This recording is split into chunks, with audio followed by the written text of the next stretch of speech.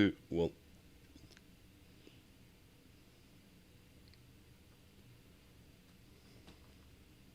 Now we're live, I think.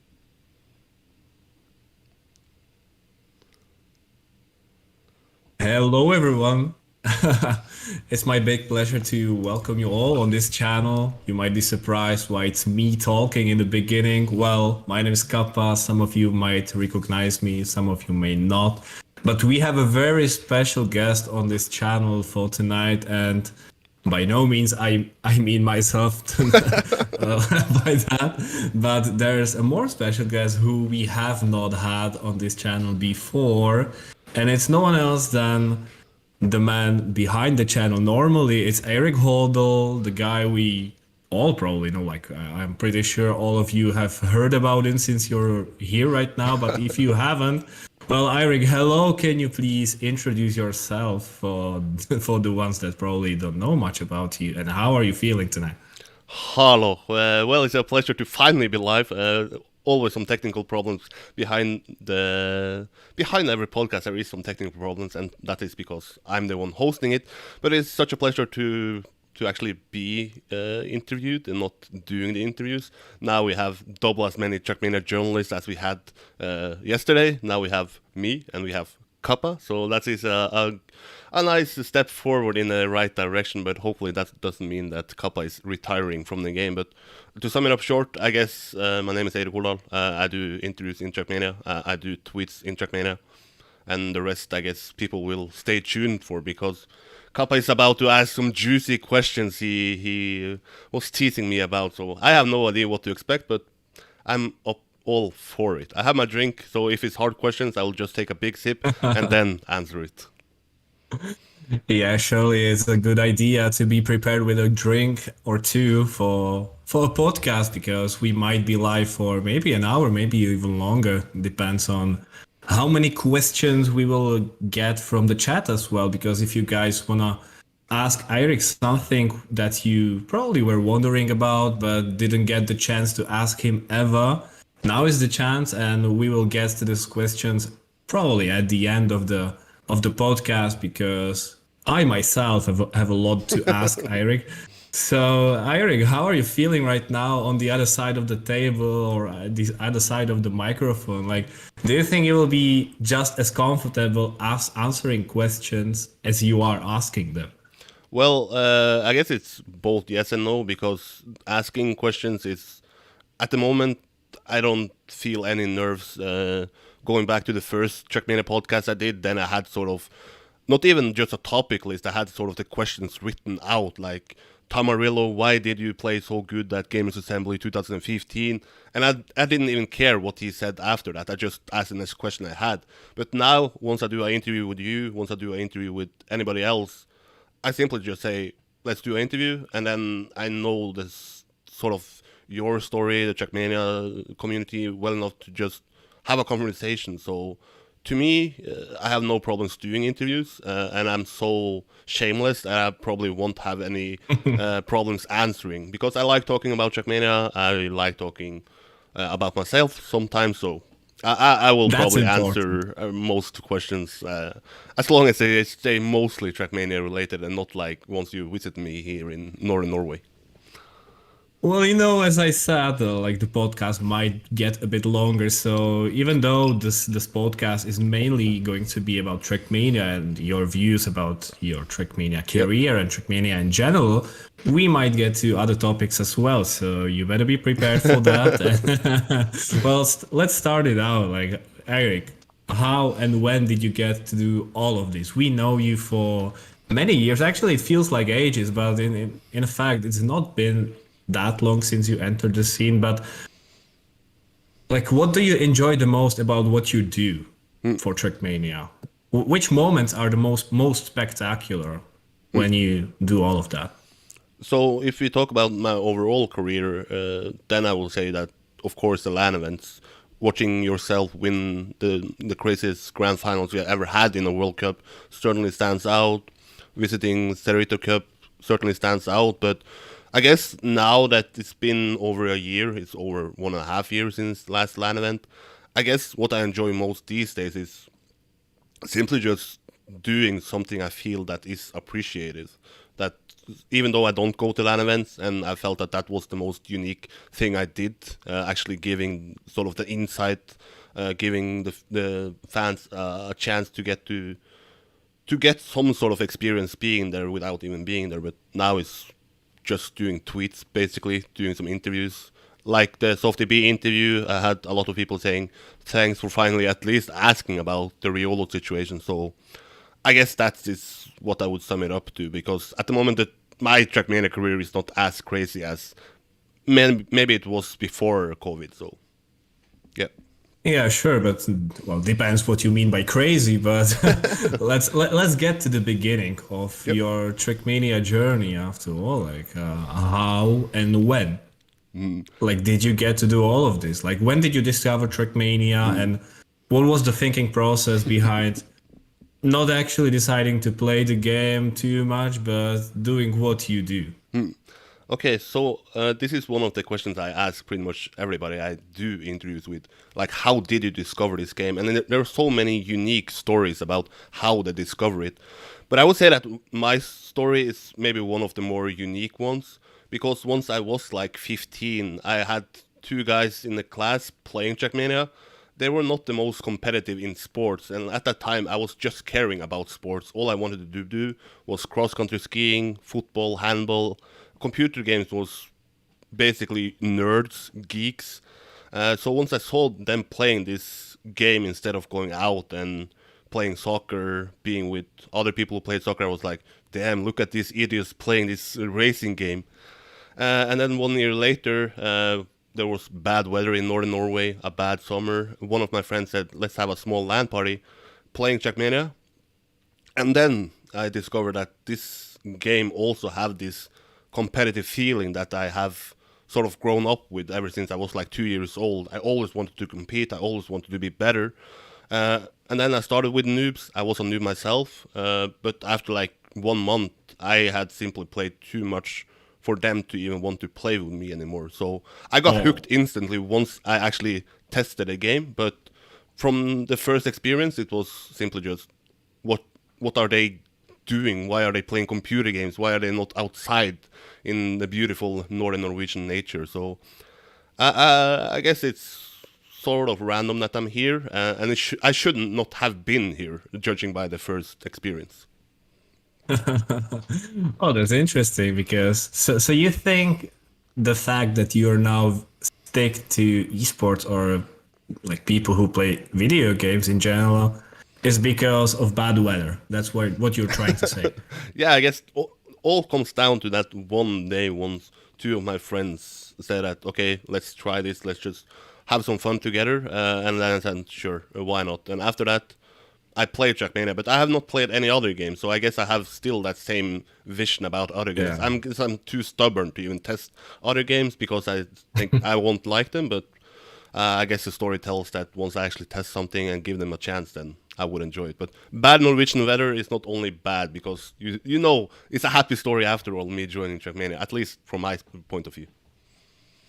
Yeah, I can totally agree with that. It's also my point of view, but what I want to ask you is actually, I'm pretty sure that people will also be curious about it, that like the vast majority of people who start playing a game and therefore they start to be more invested in the game in general, not only the technical stuff, but also about the esports side of the game. And that's why they start following like the streams, the YouTube stuff, the content, because they basically play the game themselves and therefore they maybe just want to get better in the game.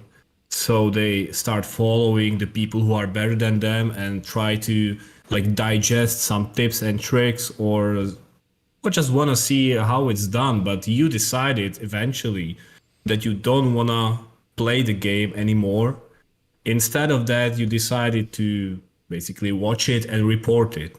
Well, how did that happen? Well, it's such a long story because the first time I met you was in 2018, once I went to my first LAN event in Paris, France. That was Giant Cup. But I started playing Trackmania in 2011. So it's a 7-year gap there where For 4 of those years until 2015, I had no idea that players like yourself, players like Bergie, Spam, Cole Jr. existed. All I cared about was playing on time attack servers, Nadeo maps, and seeing who had the strongest records there. So, and after all, I realized that okay, I won't be the best in Trackmania. I won't be. I was one of the good players in Norway at Nadeo maps, but to go from an average player to a top player, I see that I'm never gonna invest that much time into that. So then I won't even try bothering. Everything I do, I try to do to be some sort of unique or try to be the best. If I'm just somebody, then I find something else to do in life. And that was basically the same with Trackmania. I stopped playing it. I started building some maps. Norwegian map designer, hello. Of course, of course. And then I realized that I won't be the best map designer either. Started to host events. I realized that nobody cares about me hosting events because it's just in this really hardcore Trackmania bubble. And then I said, okay, it's time to change that. And not change that for myself, but change that for the overall game. It's time to promote the profiles we have behind the cars, who is driving events. And then maybe that will help other events in the game grow, get more attention, and get more engagement from the community. I think in 2016 or 2017, I did this Trackmania Awards together with Shumi. That was the first time I spoke ever to the Trackmania community by voice. I enjoyed that, but I didn't do much after that. Then I went on an exchange to Peru. I am shameless, so I asked the radio host there, how do I get on? How can I be interviewed? Because I thought myself that I'm so unique, I should be interviewed. And after that episode, I actually ended up taking that radio show away from the host because the sort of owner of the radio enjoyed me more than he enjoyed the other host. So then I got my own radio show in Peru. And once I got home, then I said, okay, it's time to launch the Trackmania podcast. And then it's when people start to know me in 2018. Once I launched this channel, launched this podcast. So it's a lot of things happening before eventually I became some name in Trackmania, but that is why I ended up starting this sort of thing. Not because I have a journalistic degree, not because I particularly like to or thought I would like to do it, but simply because I wanted to help Trackmania. But simply because you traveled to Peru, right? Yeah, I guess that could sort of, because then I got known speaking English. I was not good in English. I'm still not good in English. But at least then I got this sort of host mentality that it's just talking to people in the end. And talking to people who play Trackmania is much easier than talking to girls who I had on the show. So if I could do that, then I could talk to players like yourself, because Trackmania I know inside and out. So yeah, it's kind of interesting. I didn't know about that. I mean, I visited you in Norway. We spent a lot of time together, but I didn't know about all of this stuff. I don't like talking to myself. You know, no. I'm trying to be sort of put myself down. No, but but it's kind of interesting, like realizing that if it wasn't for the trip to Peru, we would have never got Eirik Holdal in the community, and just to imagine how different the community would be nowadays. You know, it's just those little fragments that can change so much in the future, especially in this case for Trackmania. It just blows my mind. But yeah, I'm eventually happy for that, obviously. But nevertheless, like, why was it Trackmania eventually for you? Like, why was Trackmania the game that you got stick to? Was it just because once you get stick to a certain thing, you don't want to move somewhere else, and that was the reason why you didn't want to go somewhere else, because you had already discovered Trackmania before that? But there was obviously plenty of time for you to switch the games. But why was Trackmania the one that you decided to switch despite not even playing it? So if I was gonna think about this as a professional career and then go back to, let's say, once I launched the Trackmania podcast, I should not have started what I do in Trackmania, because the time I have invested and what opportunities has given me is simply a hobby. But the reason why Definitely. I started doing it is again because once you play a game, then you get a different understanding about what this game includes, what this game is all about, how much skill it takes to become a world champion, how much skill it does to win a round. Uh, and that is what I understand about Trackmania that I don't understand about other games. And then it's just, you just build step by step by step. I was supposed to go to 2 LAN events. That was Giant Cup 2018, and then TMWC, and then see if I wanted to do more. At the moment, I'm still doing more, but it could have ended there.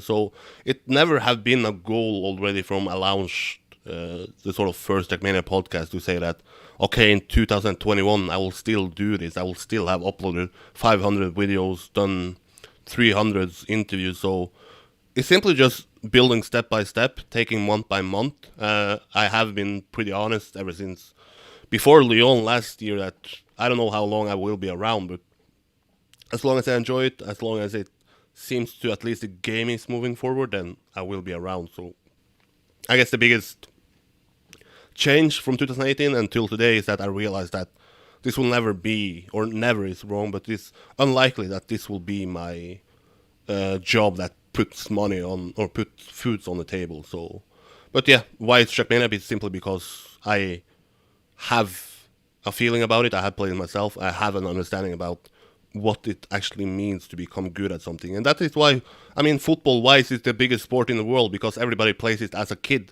and then they can understand why these players get the best. So it's all about having a relation to the game and what you watch, and that is why my mom, my father will never watch Trackmania and sort of be like, yeah, damn, that is insane. So it all comes down to having a relation to what you do, and I think that is important once you do also interviews, because I tried to do in Sampi, I tried to do interviews with NHL or with Rocket League, and it felt like more forced. And now it's, I hope at least it comes out as genuine once I do interviews, that I do it because I like it, not because I need to do it to actually have some sort of payment, because I'm going minus in my Trackmania career. Yeah, we'll definitely get to that point to discuss it as well. But yeah, that's a very interesting answer, and I can totally get behind it as well myself. But speaking of your beginnings and being a minus and like just trying to go to Giant Cup maybe in 2018 and see how those experiences from Peru would play out. Like, what did your family and maybe peers think of your hobby in the beginnings? Like, what was probably their thinking, or at least the thinking you could really actually like recognize on them, that they saw a guy from northern Norway just watching a video game and wanting to travel to Paris, to France, somewhere else, just to maybe cover the event, just to do tweets, just to do videos. What did your closest relatives and peers think of what you were doing? And has it actually changed over time? So once you say that you're going to travel to Paris, everybody here is like, damn, traveling to Paris.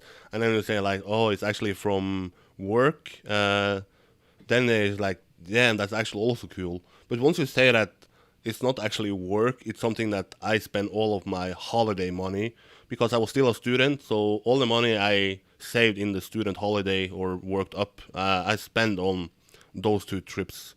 So I guess there was somewhat behind it. It's so that, okay, this guy, he is impulsive. He suddenly finds out he wants to do something, and then he does it. And let's see, he probably gonna end that sort of journey after those 2 trips. Like I said, I said basically I want to test it out, and if not, then let's go back to just watching the cast on Twitch and do some tweets here and there. But the sort of, I had actually a hard time. I had actually a really difficult choice making up my mind if I should go to Paris to cover Giant Cup, or if I should go to I think it was New York or it was Las Vegas Yeah. to watch UFC, and then sort of take a back way in there, trying to do some interviews there, maybe try to see if I could become at least maybe a Norwegian reporter for MMA and UFC, because I am dedicated in Trackmania, but I'm also dedicated in MMA. I stay up until 6 a.m. to watch every single UFC card, so that was maybe the harder part.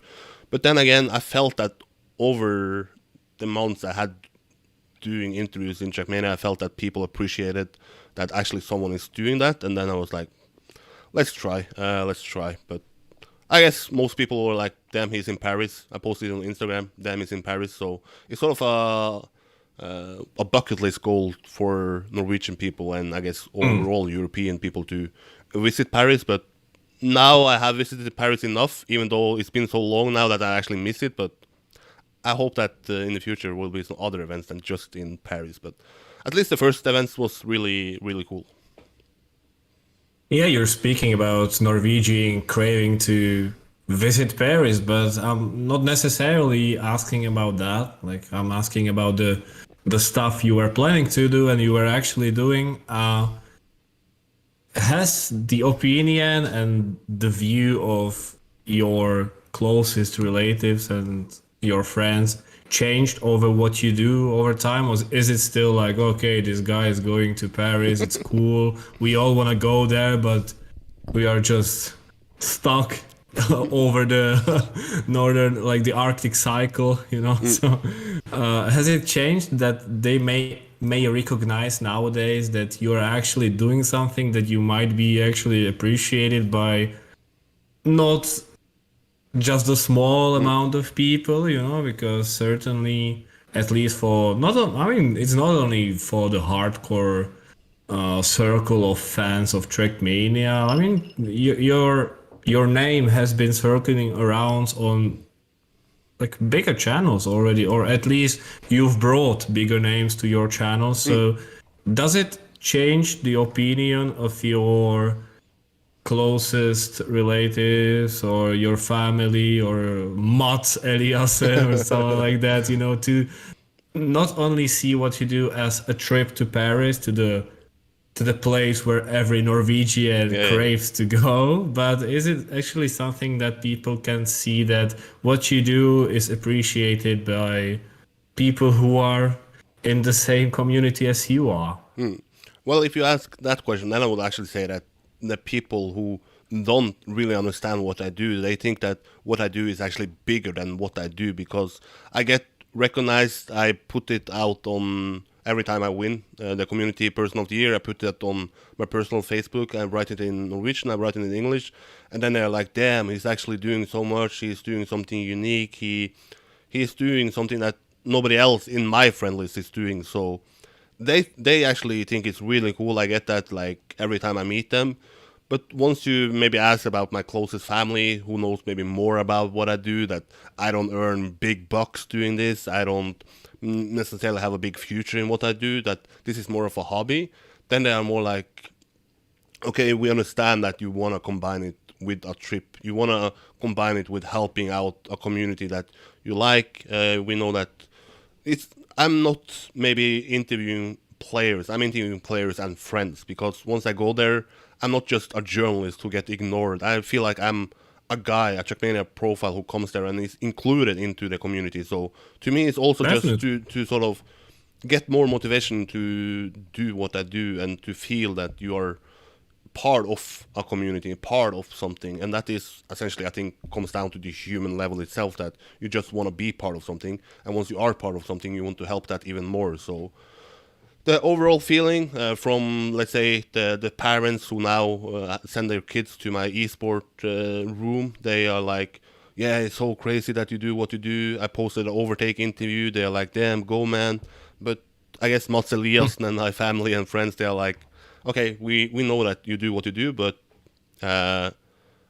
you also have to think about what else to do in life. How long can you sort of do a hobby by just doing a hobby? So that is why I have a full-time job now. And the funny thing is, I would not have the full-time job as a journalist now if it wasn't for what I do in Trackmania, because they picked me up, like saying that Eirik Holdal goes to France to do interviews, and then I wrote one article in Norwegian about esport, and then the local newspaper were like, let's get this guy. Let's get this guy while he is home. So without that, I would not have been a journalist overall as well. So Yeah, that just perfectly gets me to my next question, because that's what I wanted to ask you about. Uh, do you feel like, or actually, let's start from the base. Like, some people might not be aware of it. I am, but I'm pretty sure many people don't know that you are actually a real life journalist, but you hadn't been a full real time, like real time and real life and full time journalist. But now you are. And is it really because of Trackmania journalism? Is it because the people actually came to your channel or discovered your content and that's why you got asked? Or did you actually get asked? Or did you have to apply for the job? so to say that I am a real life journalist now simply because of Trackmania and what I do at Trackmania. That is no questions asked. And how they picked me up is simply because once I was finished with my studies, I had a choice: should I take a master degree or should I maybe work a part-time job in a store here in Northern Norway, live free at my father's place, and use all of those money to travel to events, cover Trackmania. There were some rumors about other events outside of France that I guess still are not publicly, but I wanted to have the money at least to travel to those events.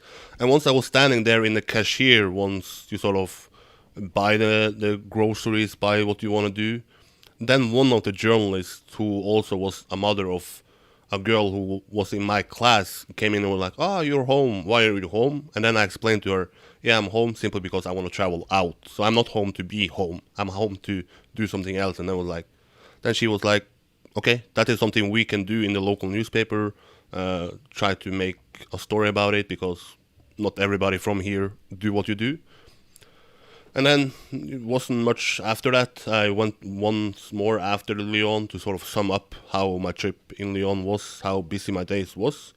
But 2 months after that, the head of the newspaper said, "Hey, can you come by the office? We want to have some sort of unofficial talk." And I was like, "Okay, maybe they want help with something. Maybe they want a new article." But they were like, "We want you in," simply because we saw that one article I wrote for the Norwegian gaming site. And then I was like, "Damn, I never thought about that." Because Let's go. if you're a local journalist, you need to know everything about something. In Trackmania, you need to know, in local journalism, you need to know one thing about everything or something about everything. But in Trackmania, you need to know everything about this one thing. So it's Yeah. completely two different sides of the world. So I said, okay, I can do it for 1 month, but I won't promise to do it more than that. But now it's been 1 year, and I'm enjoying my life, and that is putting food on my table. And I see myself continue doing that because yesterday I signed a new contract. So Oh, that's cool. yeah, I'm happy.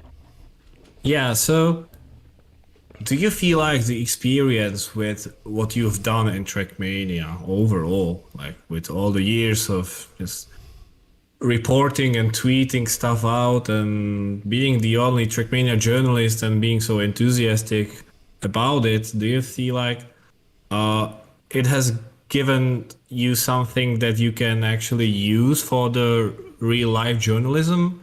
Or is it that much different that it's basically two different worlds, as you've already mentioned, that it's basically not something you can use for your benefit anymore? Well, of course, you can. I guess I'm a kind of guy who thinks that everything you learn in life you can use to some degree in other stuff. But I guess I have learned that what I have done and my way of talking to people in Trackmania is not maybe the way you want to talk to people in real life. Because I have a Trackmania podcast. What I want to do there is ask a question and then sit back and let you tell a story. Once I'm writing stuff, it's basically the journalist who maybe picks how the story is going to be told.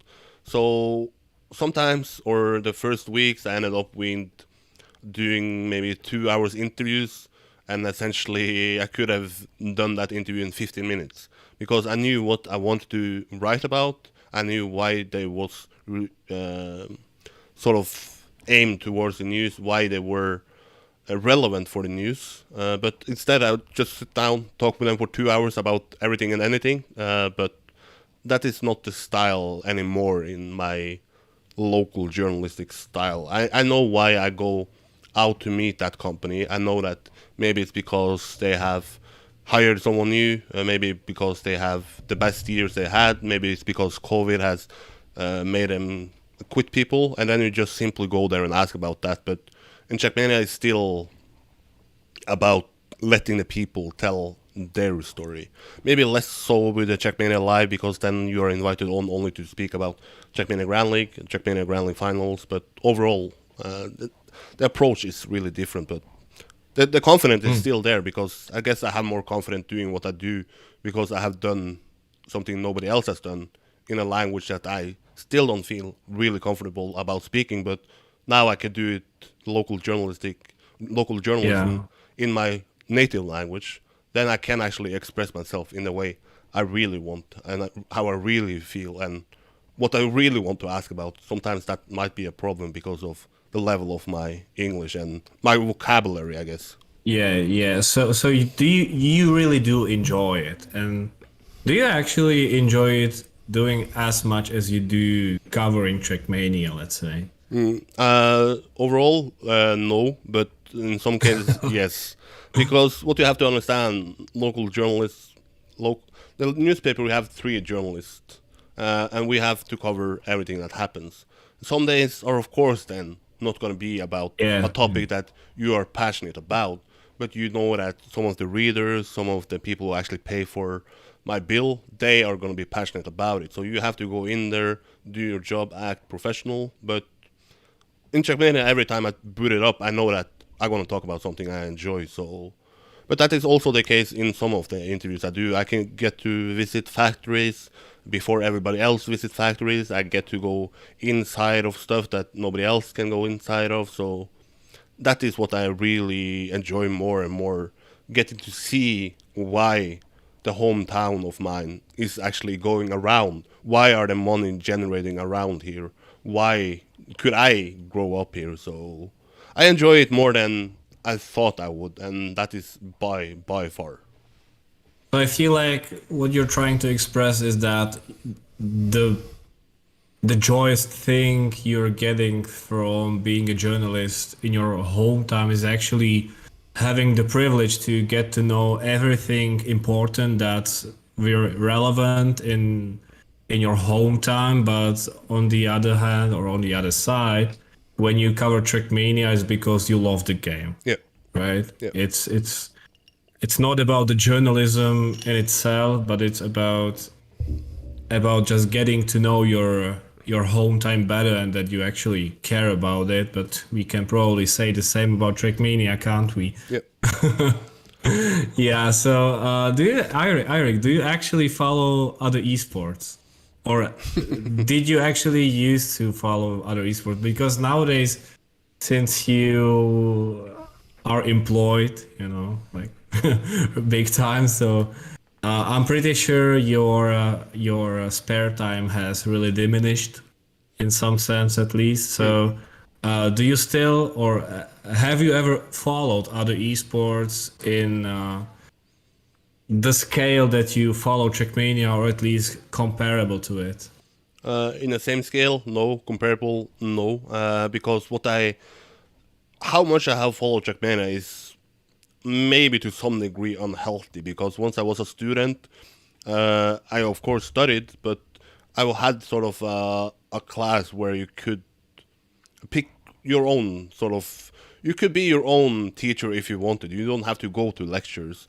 So I was watching Trackmania all the time. I was watching Trackmania 24/7 basically, and doing the bare minimum to get a degree. But after a while, I guess once I got more serious into the studies, then I realized that okay, I need to just follow the most important part. I could not watch every single TTC. I could not watch the replay of Coons and Spam watching the same TTC and watching sort of the TMNM TC group match Division 3 or whatever. So yeah, but once I started to do more Trackmania or esports related stuff, once I got this gamer, is there some sort of background noise here? From my side? Maybe.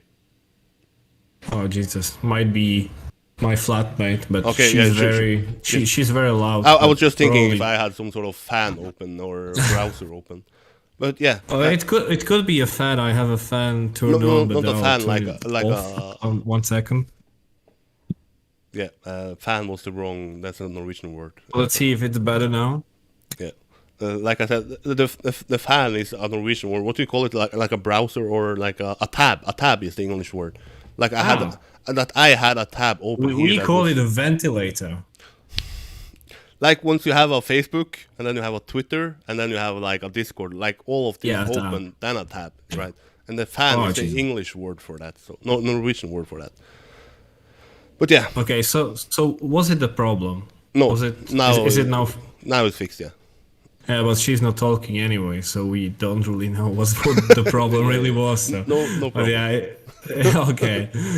But yeah, back to the question, yeah. Yeah, do you follow other esports? You haven't got to the point yet. No, and I have to a bare minimum. Once I started to write for this Norwegian gaming site, then I thought that maybe I could get my way into the Counter-Strike scene. Started watching Counter-Strike, went to one Norwegian event in Counter-Strike, and got somewhat passionate about it for 3 months. But then it died out because I didn't have time, I didn't have the passion to do what I do in Japan, to do it in Counter-Strike. I have followed at least one or maybe more NHL, that being gaming world championships, because I was writing for Zampi. Yeah. And it was fun, but after that, I have not watched anything. So, to sum it up, I'm not an esports fan, I'm a Trackmania fan. I'm not an esports journalist, I'm a Trackmania journalist, and I don't see that changing in the near future as well, because it seems like there is something about Trackmania that I cannot do for other games. Yeah, so you've never tried to like get into another game. You just didn't feel the same passion as you feel for Trackmania, so there was not really the same enthusiasm you would need to be as involved as you were in Trackmania, right? Yeah, I guess you can sum it down to that, because I never played Counter-Strike, I never played NHL, so I never then have the understanding of what it takes to be as good, and then I don't have the same passions, and then it's harder to do 4,000 tweets a year with no money getting in.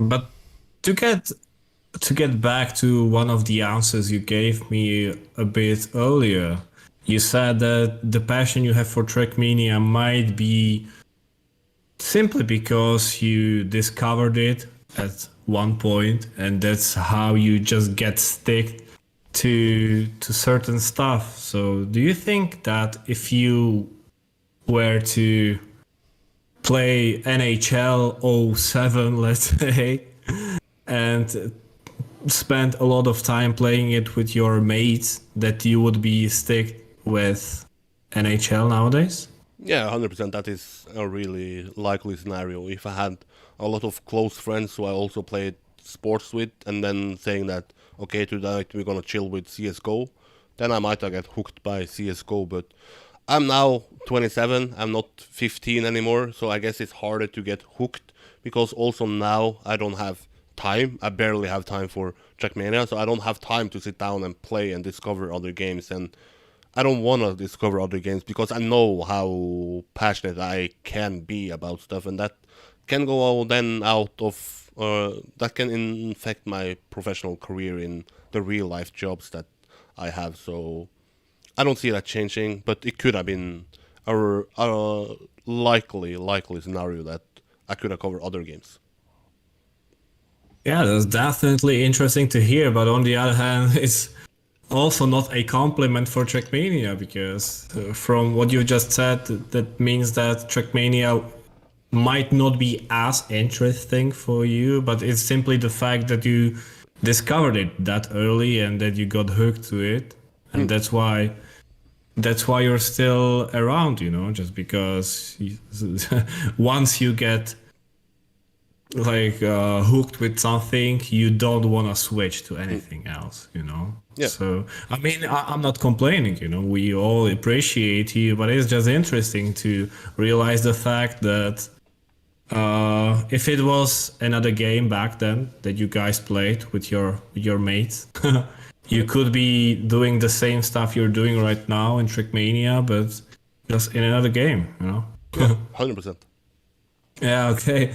But where do you actually see yourself in, let's say, 10 or 15 years? Like we spoke about nowadays you're a full-time journalist, actually a real-life journalist in your home time that you really enjoy simply because you love being involved in your own community. You love to get to know what's relevant in certain moments in your hometowns. But where do you really see yourself in 10 or 15 years? I mean, are you still like hoping for maybe Trackmania, or I mean, you kind of said that you don't care about other esports, so I'm not gonna ask if you want to be an esport journalist. So the question will be, are you still hoping to become eventually a full-time Trackmania journalist, and are you still hopeful?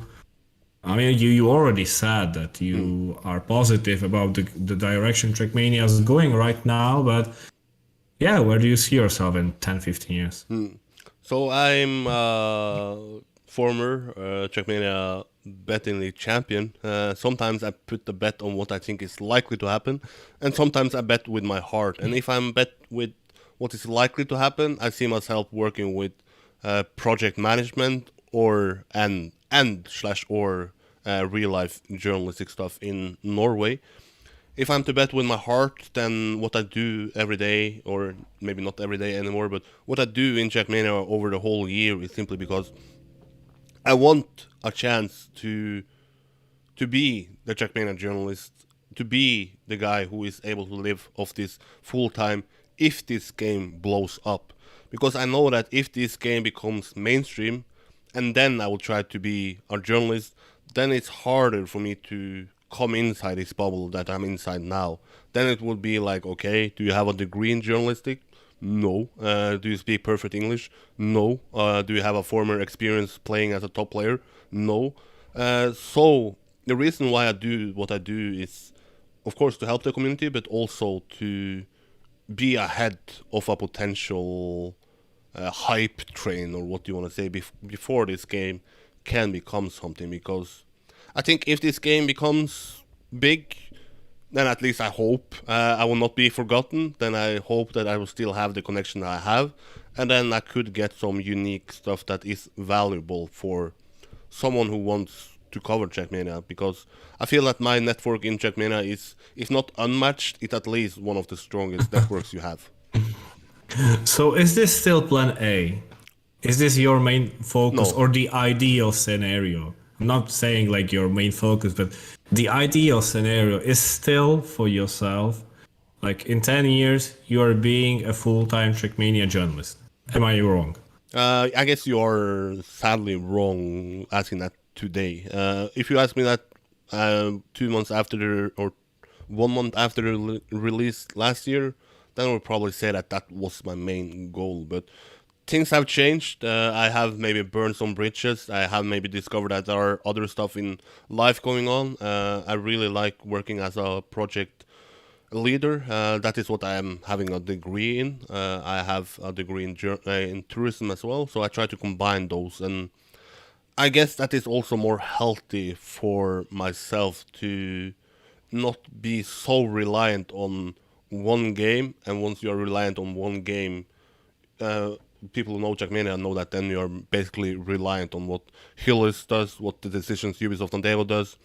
And Yeah, sometimes, yeah, you don't want to get yourself into that position, right? yeah, because you're I'm not like an A4 journalist because I guess I get too involved and too emotional. Not emotional because I'm not really that emotional, but I simply get too excited, too attached to the game. So every decision the Yeah. game does affects the game, and then it affects what I could do from it. But now I know that it's a hobby. I treat it as a hobby, and then I don't care about where this game is really heading, as long as I have fun with what I do. But before it was like, okay, this game is not doing what it does to go bigger, and then it's harder for me to go bigger. So I guess it's more a healthy relationship I have with Trackmania now than I had 14 months Yeah. ago.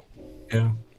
Yeah, speaking of health and being so attached to a certain thing, to a certain game, like, do you feel like the decisions from above ourselves in Trackmania influence your mental state in some way? Like, do you see, or probably not nowadays, but did you in the past feel like certain decisions from the guys who actually make the decisions influenced your mental state? Because as you said, you happened to be very attached to the game, and did you feel like when you saw some decision which was actually uh, very very decisive for for the direction of the game, did you yourself see that decision affecting your mood, let's say? Well, I guess you can say that once I see some announcement, then I could say that, okay, I'm not getting happy. But I never have felt that Trackmania is affecting my real life. I have always had a social life outside Trackmania. I also had a healthy life outside of Trackmania, maybe besides partying, but that is part of being young. So whatever Hewlett does, whatever Salty B does, whatever anybody does in Trackmania, I might try to put the picture of or paint the picture that this is such a big deal, but it's a big deal in Trackmania bubble, and my life, even though I'm so dedicated as I am, the Trackmania bubble is still a really small bubble in what I value in life. It's simply just that in this bubble, it's a big deal. But I will never say that I'll slept bad about something in Trackmania. I have never said that, okay, why are you not happy today? It's because Hewlett is not listening to the 16 players who released the open letter, is, to give an example. So, no, never. Or maybe never, but not overall. Yeah, okay, I mean, at least that's something, I guess. But let's stick with Trackmania itself for a while, and your involvement as the journalist. Like, obviously people first noticed you because of your podcast, I guess. Yep. In 2018, at least the first ones who were in the hardcore, let's say, fan base of Trackmania. Because in 2018, with in crypto language, I would say it was a bear market, but your podcast started in 2018, if I'm not wrong. Yeah, it's correct. And then also in 2018, so you decided to go to your first LAN event, if I'm not wrong again. Yeah, that's correct. Yeah, I think it was Giant Cup 2018 in Paris. And so what was the thinking process behind it? Because it's not like you had been doing all the stuff for so long before you decided to actually go like inside the community to meet them in person. And what was the decision process, like the thinking process behind yourself just doing it online rather than going really to see all the people and meet them all, like do it all just like normal people do it, you know? Yeah. Well, it all comes down to me being a fan of Trackmania and watching Trackmania esport. The first event I watched was the Gamers Assembly 2015, and then ESWC 2015, and so on. But every time there was like Frostbuel casting it, it was him casting it, and then he was just covering the matches. I always wanted something more. I always wanted to hear how Carl Jr. felt before the final. Was he gonna defend his third world title in a row? And if so, how happy would he be afterwards? How happy was Pac once he sort of out of nowhere became second in ESWC 2015? So once I started doing the podcast, it was to show that Trackmania has personalities. It was to show that Trackmania has profiles, to then again help online events mostly, but also I did some interviews related to Games Assembly, I believe Gaming Winterfest as well. But then once I had saved up enough money, because I was still a student, but then again earning money from summer jobs, then I was like, okay, but what I actually miss the most in Trackmania as a content is these event interviews, is these interviews before you are gonna play an important match in an important tournament, once you have won something that is maybe the biggest thing you have won in your career. So that is why I decided to say that, okay, I want to go outside of my bedroom and actually go to meet the players at the event. And without that, I would not be here today. I will not do just a Trackmania podcast for 3 years.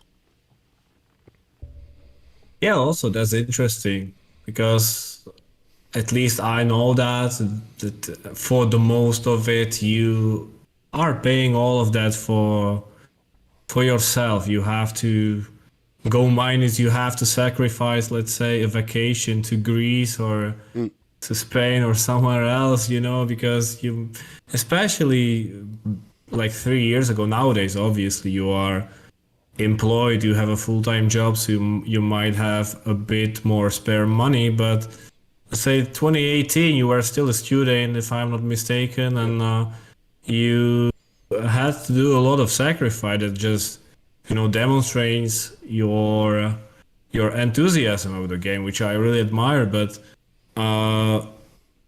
like you paying all of the stuff on your own, like that really is something that you must have really been thinking about. Like, how long did you have to think about, okay, do I really want to go there? Because if I do, I might be eating ramen noodles for the rest of the year, and I might not see the seaside for the next 2 years, So yes, essentially what you sum up there is that instead of taking holidays, I took working weekend at gaming events, being the first to wake up, being the last to go to sleep. But I said that to myself, that I want to use this money to go to Jan Cup, TMWC 2018, and then I would see if maybe Ubisoft Ondeo wants to hire me, maybe an org wants to hire me.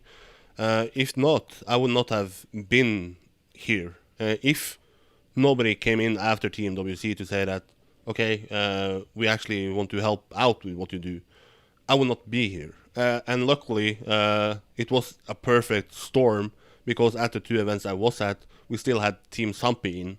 And Team Sampi contacted me to say that, okay, if you write stuff for us over a whole year, then we can support for your travels.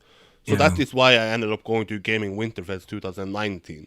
I would probably, and probably is because, I don't know, I'm too impulsive, but the main reason for me going to Gaming Winterfest was because Team Sampi paid me to go there. The same goes for Gamers Assembly, when they either cover the hotel or the flight. That made it possible for me to go there financially. And I think Ubisoft Ondeo covered the other half. No, they didn't. But anyway, Team Sampi actually helped me sort of sustaining that event part of the game. And that also made me not quit Trackmania before 2019, because so Team Sampi is to sum it up, Team Sampi is, even though they had a short stay in Trackmania, they are the most important team of my Trackmania career.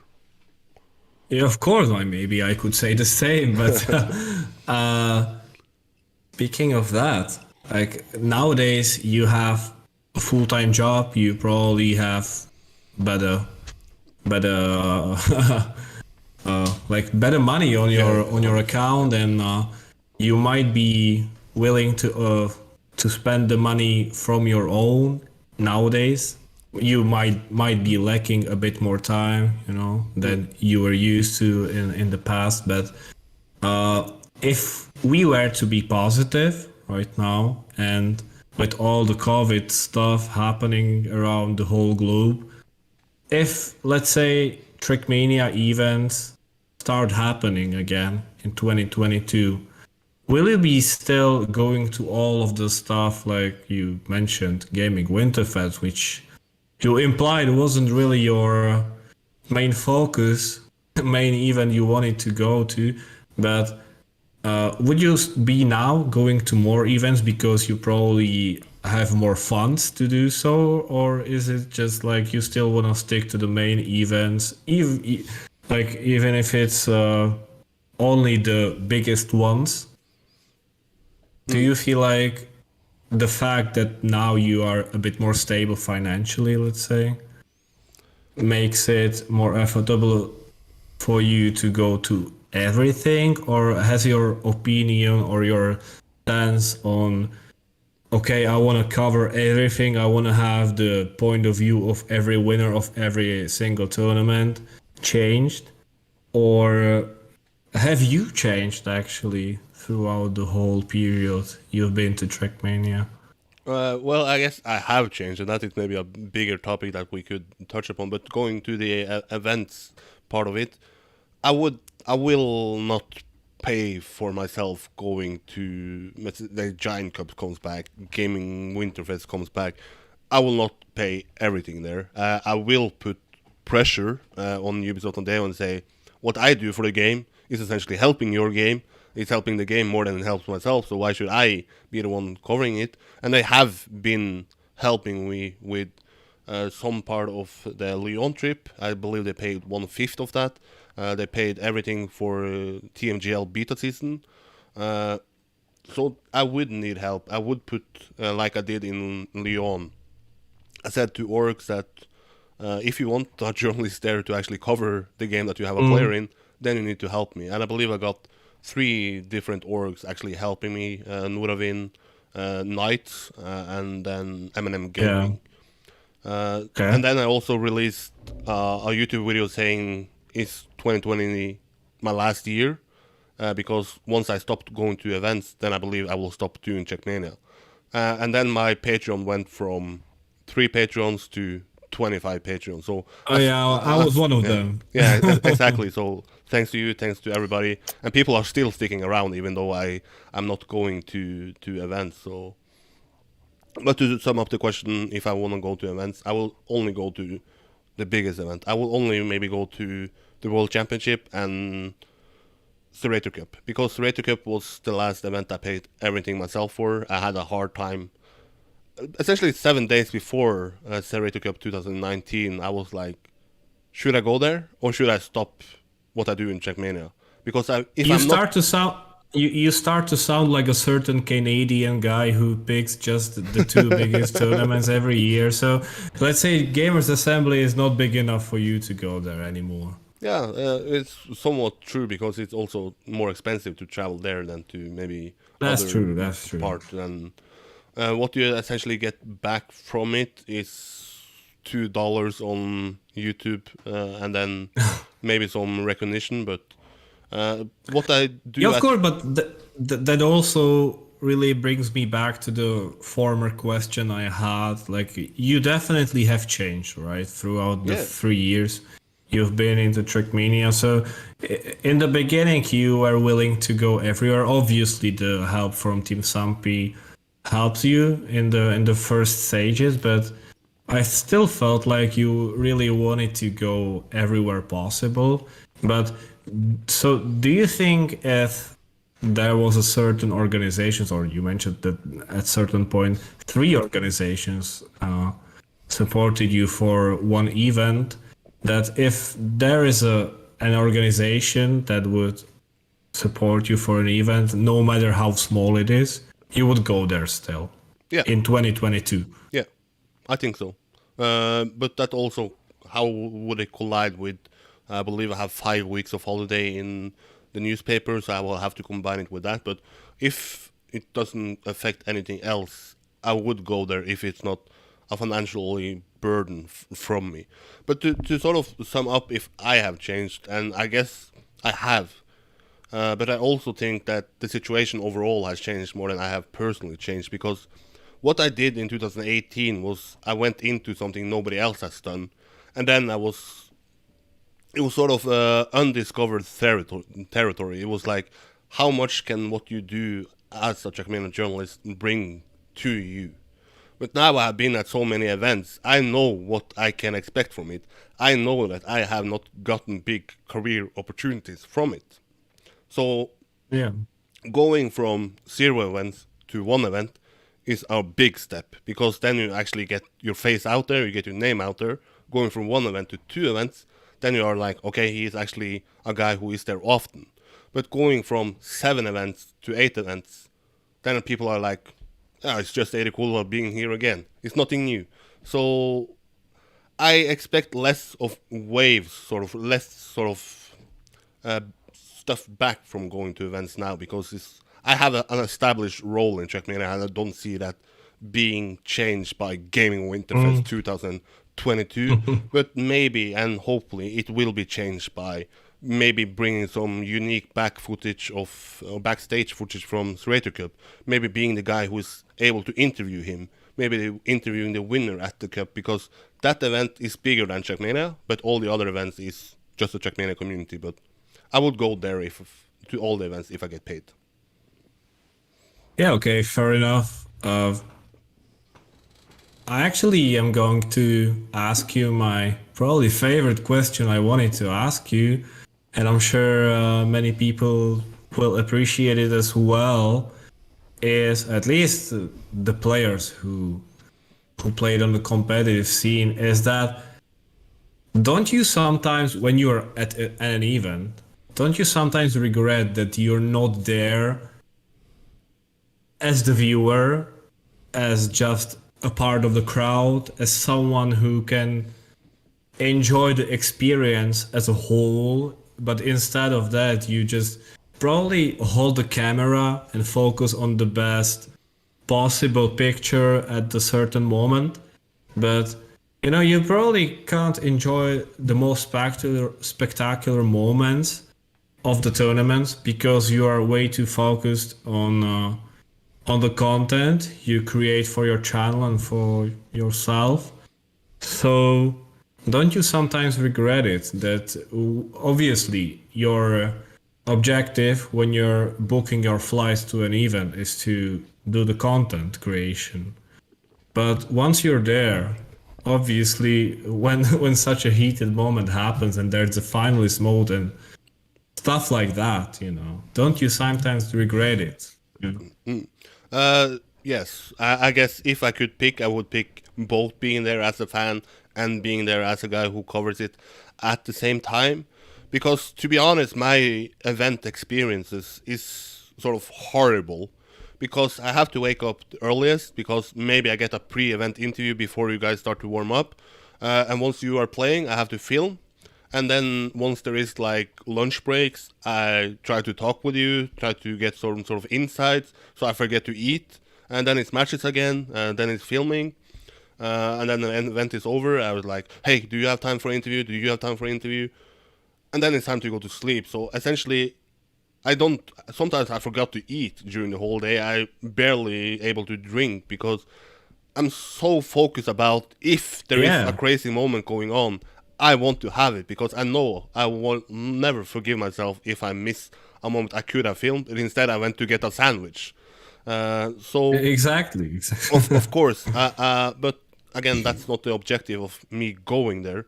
But like once you won TMWC 2018, I should maybe have enjoyed more being there as a fan instead of trying to film, trying to zoom in correct about you, trying to post the tweets, and just enjoying Trackmania. But that is something I guess I have given up on, trying to give stuff back to Trackmania. So the community can enjoy. Their experience will essentially get better because my experience as a fan is worse or non-existent because I am just working. Yeah, but that was the point of the question. But it's not only the offline events actually. Like nowadays, especially in the COVID era, we only have online events, obviously, and yourself, you spend a lot of time tweeting and preparing content for Twitter, for YouTube, for other social networks, and you obviously have to miss a lot of the action. Like maybe not the decisive action, but a lot of action that the like casual viewer would catch, you know. So it's not only like missing out on stuff while being in person, but it's also nowadays in online events. Maybe I feel like it could be even more detrimental to yourself and to your viewer experience. But do you still feel like you're enjoying Trackmania while doing all of this? Because to myself, like when I see yourself updating the scores of every single match when there's a World Cup or Zerator Cup, I feel like, okay, there was a round, and then he spends like 20 seconds on Twitter, like writing it out and posting it, and then he gets back to the tab of Twitch, and the round is already halfway through, you know? I'm even though my role or job is to get in the match and try to understand the match so I can have questions to ask you guys afterwards, I'm also updating my Twitter. And since I update my Twitter so much, I'm never getting inside a match properly. I'm never gonna get the full picture of it. I'm never gonna sit back and see like, Kappa is slightly faster in that turn than it was in that turn. I'm more trying to share it on Twitter with people who's maybe wanting to follow it but don't have enough data or to watch it on their stream, or simply just wanna scroll through it. Again, giving something up to give something back to other people. But sometimes I feel that I'm just watching the Trackmania events because I feel I have a role to do so. I know that if I am not updating it, nobody else. The days I am hangover and not in shape to update Twitter if there's an event going on, nobody else is doing that.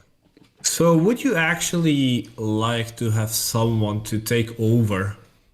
To not necessarily take over, but maybe share the roles, and you cover this tournament and someone else covers this tournament. Like, would you like someone to have to,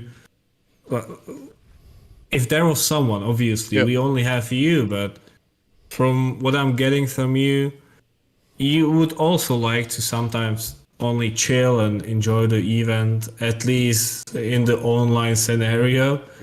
But there seems to be nobody, right? Yeah, I mean, you could say I've tried to do it with this year, because this year I cover Trackmania Grand League, Zerator Cup, Trackmania Grand League World Cup, and then Trackmania Grand League again. Last year I covered pretty much every single event that was going on. But even though I'm not doing those smaller events, nobody else is doing that. So, but covering the events overall, I guess to say that I don't enjoy watching Trackmania events is false, because then it also takes into account watching Trackmania World Cup. And I really enjoyed watching the Trackmania World Cup, even though I was on Twitter. So I guess the less time I have, the more focus I am on the big events. And that is also to take into account that I know that if I'm going to do what I did in 2020, I'm going to burn myself out, then I'm not going to enjoy watching the Trackmania Grand League World Cup, because then I'm like, Trackmania is too much. So I have taken a choice to only cover the biggest events this year, and that is also being on Twitter with the biggest events, because that is essentially where I get attention and get reaction. So that is going to continue. I mean, I can totally undersign it as a player as well, you know. I mean, I do actually absolutely the same. Yeah. Just focusing on the main events. When you're someone who doesn't have that much time, you just have to focus on the biggest ones. And is for you especially when you don't get the money for the job you actually do, it just makes sense, right? Yeah. But speaking of well, let's actually go somewhere else. I mean, I have a very, very interesting question for you, which I wanted to ask you many times, but I've never got to it before. And I'm actually curious about the answer, is that do you actually ever listen to your interviews or podcasts before you like put them online? Or do you just record them, put them online on YouTube, make a tweet and never see it again? Yes and no. If I listen to it, I have done the mistake in the past that I have uploaded an interview where my microphone was not on. So I put it up once it's recorded done. I open it as a media player file, check if there is sound at, let's say, 2 minutes, 5 minutes, 10 minutes. And if it is, straight up to Twitter or straight up to YouTube, let it upload, create a description, done with that. I'm not, let's say if I record a 2-hour interview with you, I'm not going to sit back and be like, now it's time to relax, Eirik. Well, that's a bad example because we've never done a 2-hour interview together. Okay, Softy B then. I do a 2-hour interview with Softy B. But let's say a 10-minute interview. Yeah, I have done it, but overall, no. I'm not a guy who... it's wrong to say I don't enjoy listening to it because I really enjoy listening to the players, but it's sometimes it just have a weird sort of atmosphere to it because you were there, you were the guy asking the questions. So, but yeah, of course, I have listened to the winning interview of you in Team WC 2018. But how overall, many times? How many times? Since 2018, I'm sure it's not more than I have listened to that. 3 times, I guess, since 2018. Okay, you're not even close. Yeah, exactly. Yeah, but is there something about yourself probably not liking to hear on voice or not liking to listen to yourself? Or this is just the fact that you take it as your, let's say, role in the community that, okay, I've done my job and I'll put it away and I'll like put my focus on the next thing. Well, once it comes to events, I simply don't have time to listening to it because, let's say, Gamers Assembly, for example, I believe I did like, if not 30 interviews, at least close to 30 interviews. I was sitting there recording it, upload it, create a description, create a tweet, put it out there. Who's the next guy I can interview? So I didn't have time to sit and enjoy it. So overall, I don't have a problem in listening to myself because I have to do it in now the real life job. Most of the interviews I do, I just record it on voice and then I write it once I come home. So I don't have, and actually I have a less of a problem listening to myself in English than Norwegian.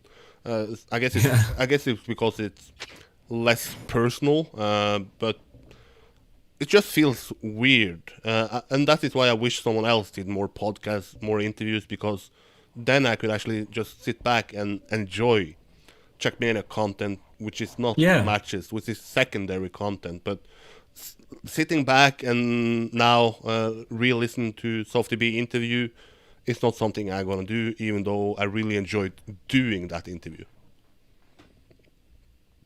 Speaking of Softy B interview. Yep. Do you actually have a favorite interview you've done? Overall? Yeah, I mean, in terms of the person you've done the interview with, or the, let's say, hilarious outcome the interview provided. Is there actually for you your favorite interview you've ever done? In any means. That is actually a hard question. I mean, serious interviews, then I guess we have to not include like... Yeah, we can split it to 2 categories. So let's split it into 2 categories. The first one is the one interview you value the most because of the person you were interviewing. And the second one would be the most hilarious interview you've ever done. Okay, so if we have, let's say, a couple of contenders for that, and then I'm gonna, let's say, the Holdal Trackmania Awards, Trackmania Podcast award category. I would say a contender for that is actually the first one I did with Riolo. It was the first interview that passed over 1,000 views. The other one would be maybe Carl Jr., the first podcast. I believe it's still one of the most popular podcasts I've done. But then another contender, Hillis, the exclusive interview I did with him after Lyon. But all of them, I think, come short to the first interview I did with Surator. Because once I did an interview with Surator, I guess people somewhat understood that I am able to get more or bigger profiles than Trackmania on my channel, and it seems like the reactions from that interview is also the most positive I have, because then people are like, oh, Surator is actually a clever guy, he's actually a guy who has an understanding, and it's actually a reason why he does what he does. So I guess, Yeah, of course. I mean, it totally makes sense that the guy who like becoming so famous, and if you look at the event he has managed to create, like obviously a dumb person would never be able to I mean accomplish something like that, or get together so many competent people to make all of that, you know. So if someone really thinks that way, I mean, they should open their mind. Yeah, but that was a sort of general understanding about him, because from an English point of view, you just saw a French guy being loud, building bad maps. But once they actually heard him speak, then they were like, oh, this is actually really insight. This is actually something we haven't had the opportunity to get an insight on before. And that is sort of my job, to help the Trackmania community getting to know profiles. So I guess unofficially that is my maybe favorite interviews. That is an interview I have watched maybe more than your at the TMWC 2018, because I made a video about him as well, and then I had to re-listen to what parts I'm gonna use. So I guess that one, but also once Carl Jr. won in Lyon 2020, I did an interview with him at 4 a.m. Still, I will never maybe not do that again, because damn, it was a long night. So serious interviews, that is those, but we have a lot of other funny ones with alcohol involved. Yeah, what about the other category?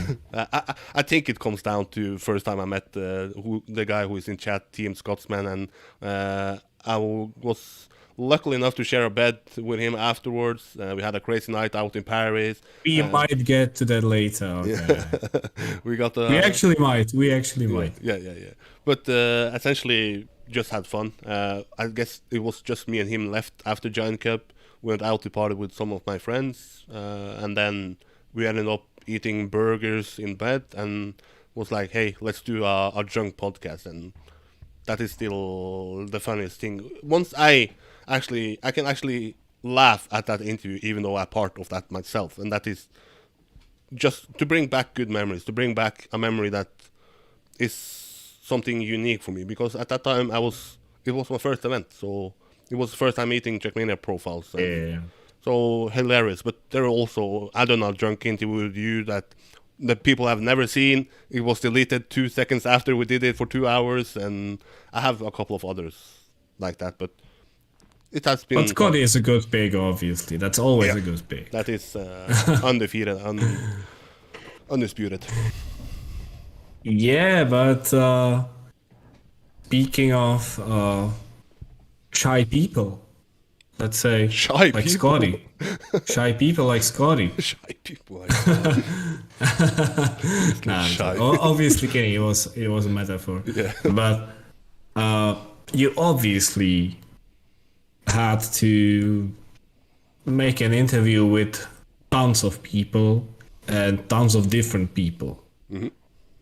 I would like to ask you, like, do you prepare yourself if you even prepare yourself for your interviews nowadays, but do you prepare yourself in a different manner if you know that someone is probably a bit shy person or doesn't speak proper English? Because after all, like, esports scene in general is a scene of generally just young people, and Trackmania is specific in being very French, you know. And if you combine that, young people, French people, what you get? Often you get people who don't speak proper English. I mean, obviously, I'm not the one to judge them because I'm not a native English speaker, so obviously none of us is. But you obviously get a lot of people who have problems to like speak to you and to express their real ideas, you know. So, Yeah. so do you prepare for that in some specific manner? If I could pick, I would just do every interview the same I do nowadays. It's basically asking yourself, hey, do you have time on Wednesday at 8 o'clock? Yeah. Boot up the Discord call. Hey, this time it's Trackmania Grand League World Cup. Welcome Kappa. And then you just take it step by step. And that is the same now when doing interviews with, for example, Gwen, who before he was not really interested in doing interviews with me because he felt uncomfortable speaking English. You now have other French players at Serrator Cup, especially, that was like, I don't really know if I want to do an interview. And then if they are really, let's say, not comfortable with speaking English, then I say, okay, we can not do it live, first of all. So if you want to repeat it or repeat a question, you can. And if you want, I can actually send the questions to you beforehand. So at least they are more prepared, because I think sometimes I undervalue that people are actually sometimes nervous before going on my channel. Yeah, exactly. I mean, the question wasn't previously meant to be only about shy people, but there's also the fact of people being nervous, you know. Yeah. Like you probably might not think about it when you just get to ask someone and you feel like, okay, let's make an interview. For you, it's the daily bread. Yeah. You do it every single week, if not every day. I know it's not every day, but let's say every week. But for those people, often those people are young guys who are French, who can't speak proper English, which obviously isn't something to blame them for, but that's just how it is. And they are obviously also nervous, not only because of the fact that they can't speak proper English, but also of the fact that this is the first time people will be actually able to listen to them. Yeah. And maybe if you force them to turn the camera on, they will also be seen, you know. Yeah. So they will you know, it's just inevitable or inevitable. I'm sorry. It's just inevitable that they will be nervous.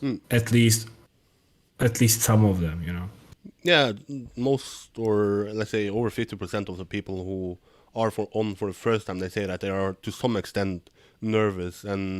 But after, let's say, 2 questions, I don't sense them being nervous anymore, because then it's just going into the drill. So I guess the worst part for them is the minutes once I maybe do the intro, or once I say, okay, now we are gonna start. But I don't force people to do, like, if you don't want to do an interview with me, sure, it's fine. If you don't want to have cam on, sure, it's fine. But ideally, that is best for all of us. And once you are over that hurdle, the next interview is so much easier.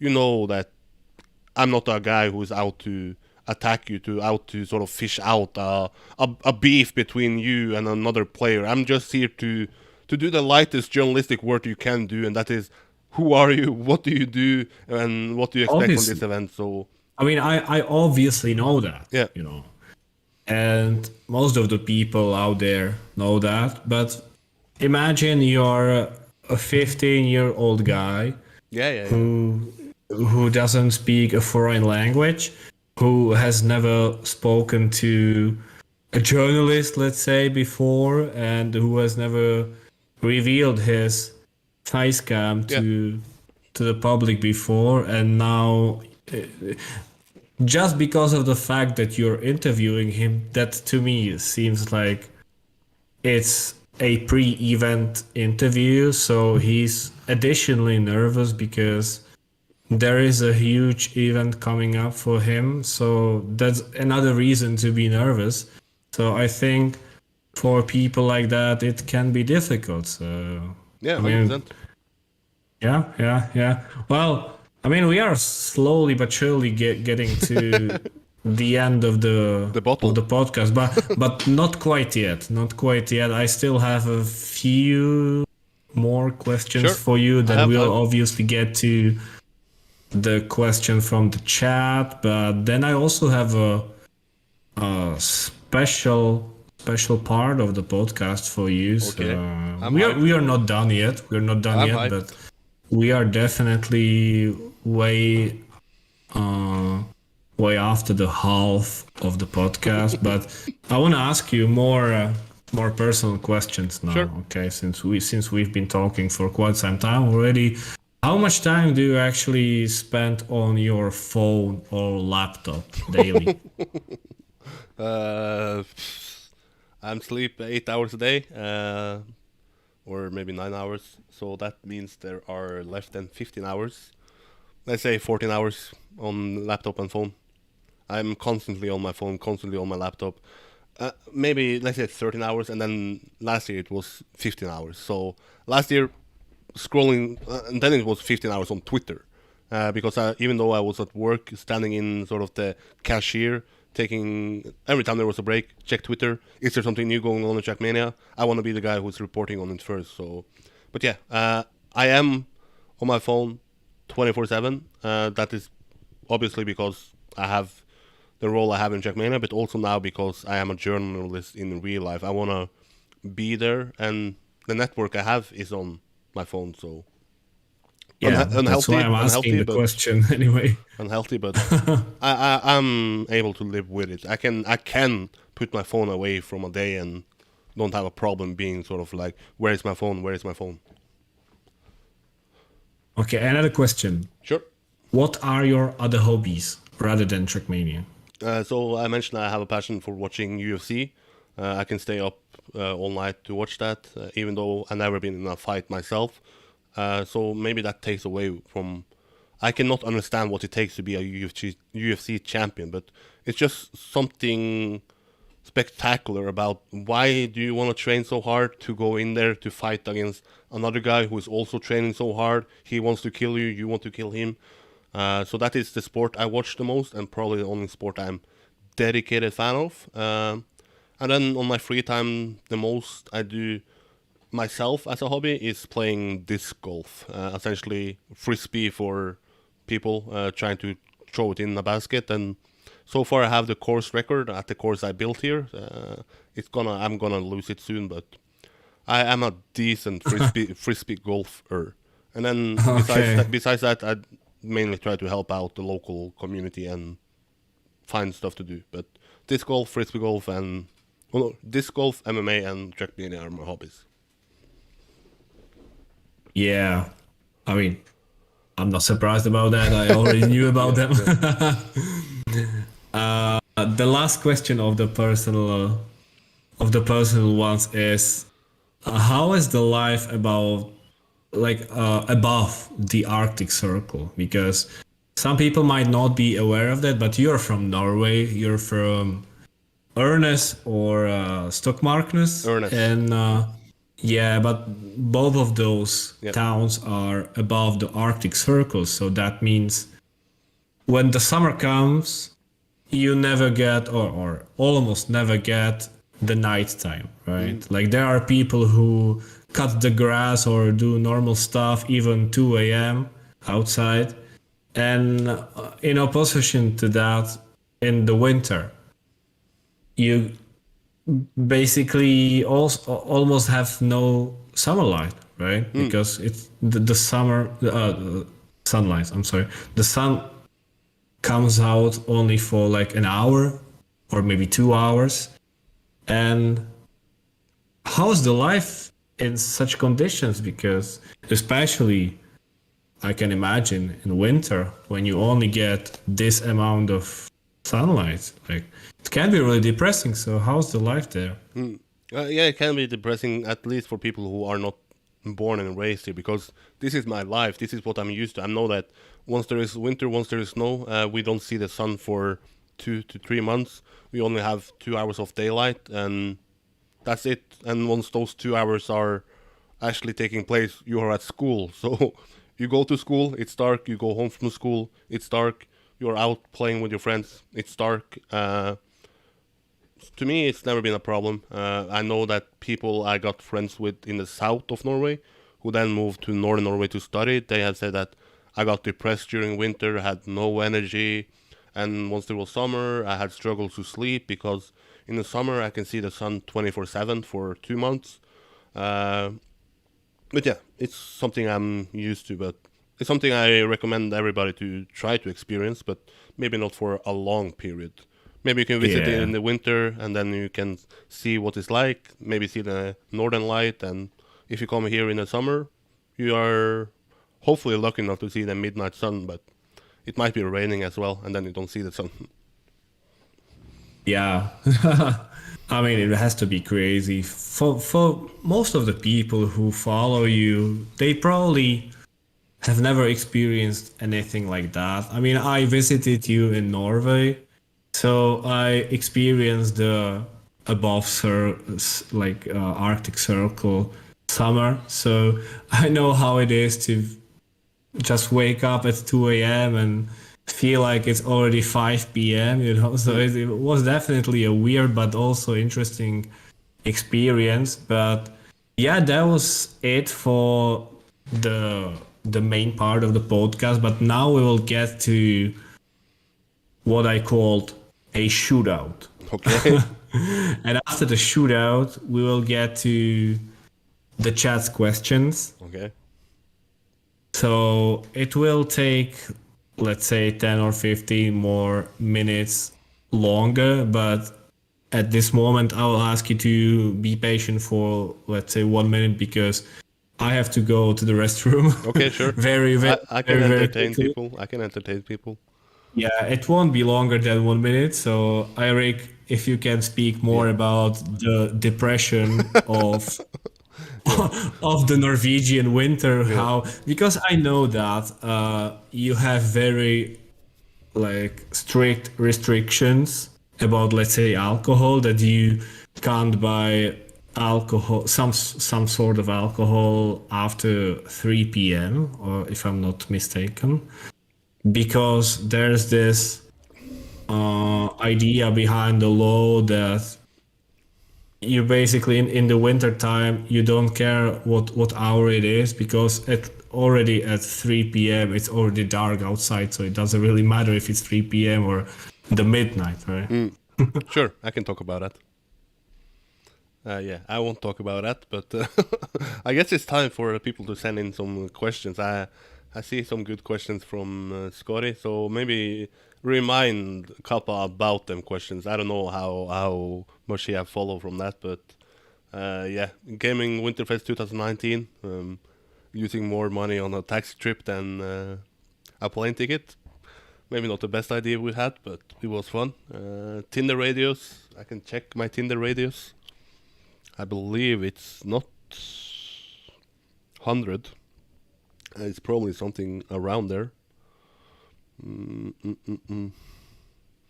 It's 11 kilometers actually. So yeah, I should probably boost that up.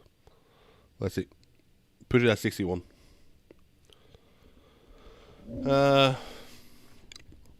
Let's see how long it takes for Kappa to come back, but we have already talked for 1 hour and 36 minutes. He's doing fine, asking some good questions while drinking a couple of beers. But yeah, for the people who are listening, I have no idea how many people are listening, but it seems like it's only Scotty. So Scotty, I guess you have to ask all the questions. And rate Kappa out of 1 to 10 as a journalist. I would rate him at a solid 7 at the moment. It started at 8, now it's at 6.5, and that is a total of 7. Yeah, you are here. That's all that matters. So send in the questions. All right, I'm back. So, are you ready to go to the shootout? I'm Eirik? ready. So, this section of the podcast, let's introduce the rules a little bit. I mean, it's not difficult, but I'll ask you 10 questions, and each of them will only have 2 options. Okay. You know, I will only tell you the options. It will be something or something, and you will tell me the thing you admire more, Yeah. and I'll ask you to not think of the answer for too long. I just wanted to know the most intuitive thing that comes into your mind, you know. So it's not difficult, but some of the questions are more casual, some of them are a bit spicier. So Sure. let's get into it, right? Yep. Okay. UFC or Trackmania?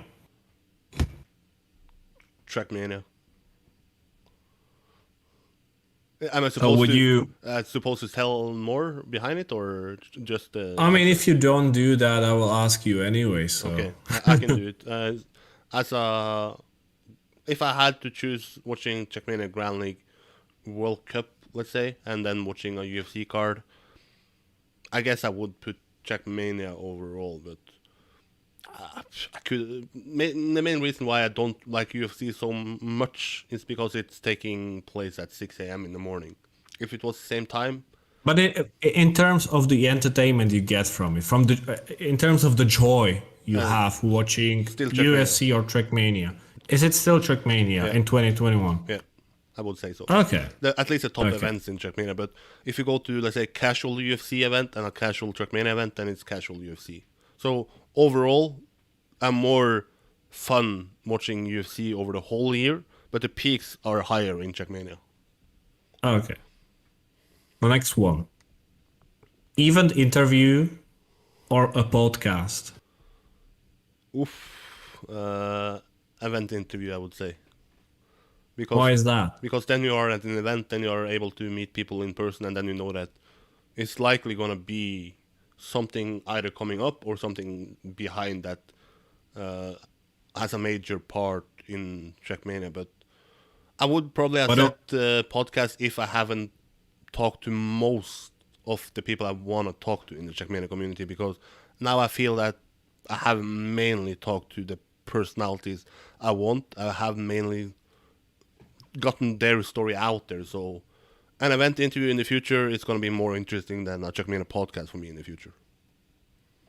Yeah, that kind of makes sense. But on the other hand, during a podcast, you can get out of the person much more, right? Can't you? But I have no, simply because why I don't do many podcasts now is simply because I don't have time to do it, because I know how much fun it's going to be. Now we have spoken to 1 hour and 40 minutes. Then I could have done 50 event interviews. Yeah, but on the other hand, speaking to a certain person for that much time, you can really get into some details that you probably would have never discovered otherwise, you know. So yeah, it's a coin flip, but yeah, I would put event interviews, because then you are at the event, you are real life, you are meeting them face to face. But podcasts are certainly enjoyed. Certainly enjoy watching or doing podcasts. The next one is YouTube or Twitter? I guess YouTube. As a guy who likes to watch stuff on YouTube, then maybe I would put YouTube. And the only thing I do on Twitter is follow Trackmania personalities and then some UFC personalities. So I guess once I want to go outside of Trackmania, then I go to YouTube, and then I can enjoy casual stuff that is in the recommended feed. But once I'm on Twitter, it's basically once I know there is something taking place in Trackmania. So it's more like it's more like when you're picking YouTube over Twitter is because on YouTube you actually spend more time enjoying other content, but on Yeah. Twitter you are actually the one creating the content, you Yeah, feel like. I guess so. You can say, and I don't watch really much Trackmania content myself on YouTube because there is not much Trackmania content. I watch every single virtual video. I watch some of the other videos, but besides that, But the answer is still YouTube. yeah. Okay. The next one, the fourth one. Lazy vacation on the beach or active vacation in the mountains, because you have a lot of mountains around you at the place you live, you know. Me and you went on a hike, and I guess you can experience from that hike that I'm not really that. I can go to a mountain because it's a good view, but if I could pick, I would go to the Bahamas to lay on a beach and just go in the water once it's too hot, rather than just go in the mountains just to be on the mountains. But I guess in northern Norway you can combine it because the mountains come straight up from the sea. You could be at the beach and then go straight to the mountains. But the beach, lazy day at the beach. Okay.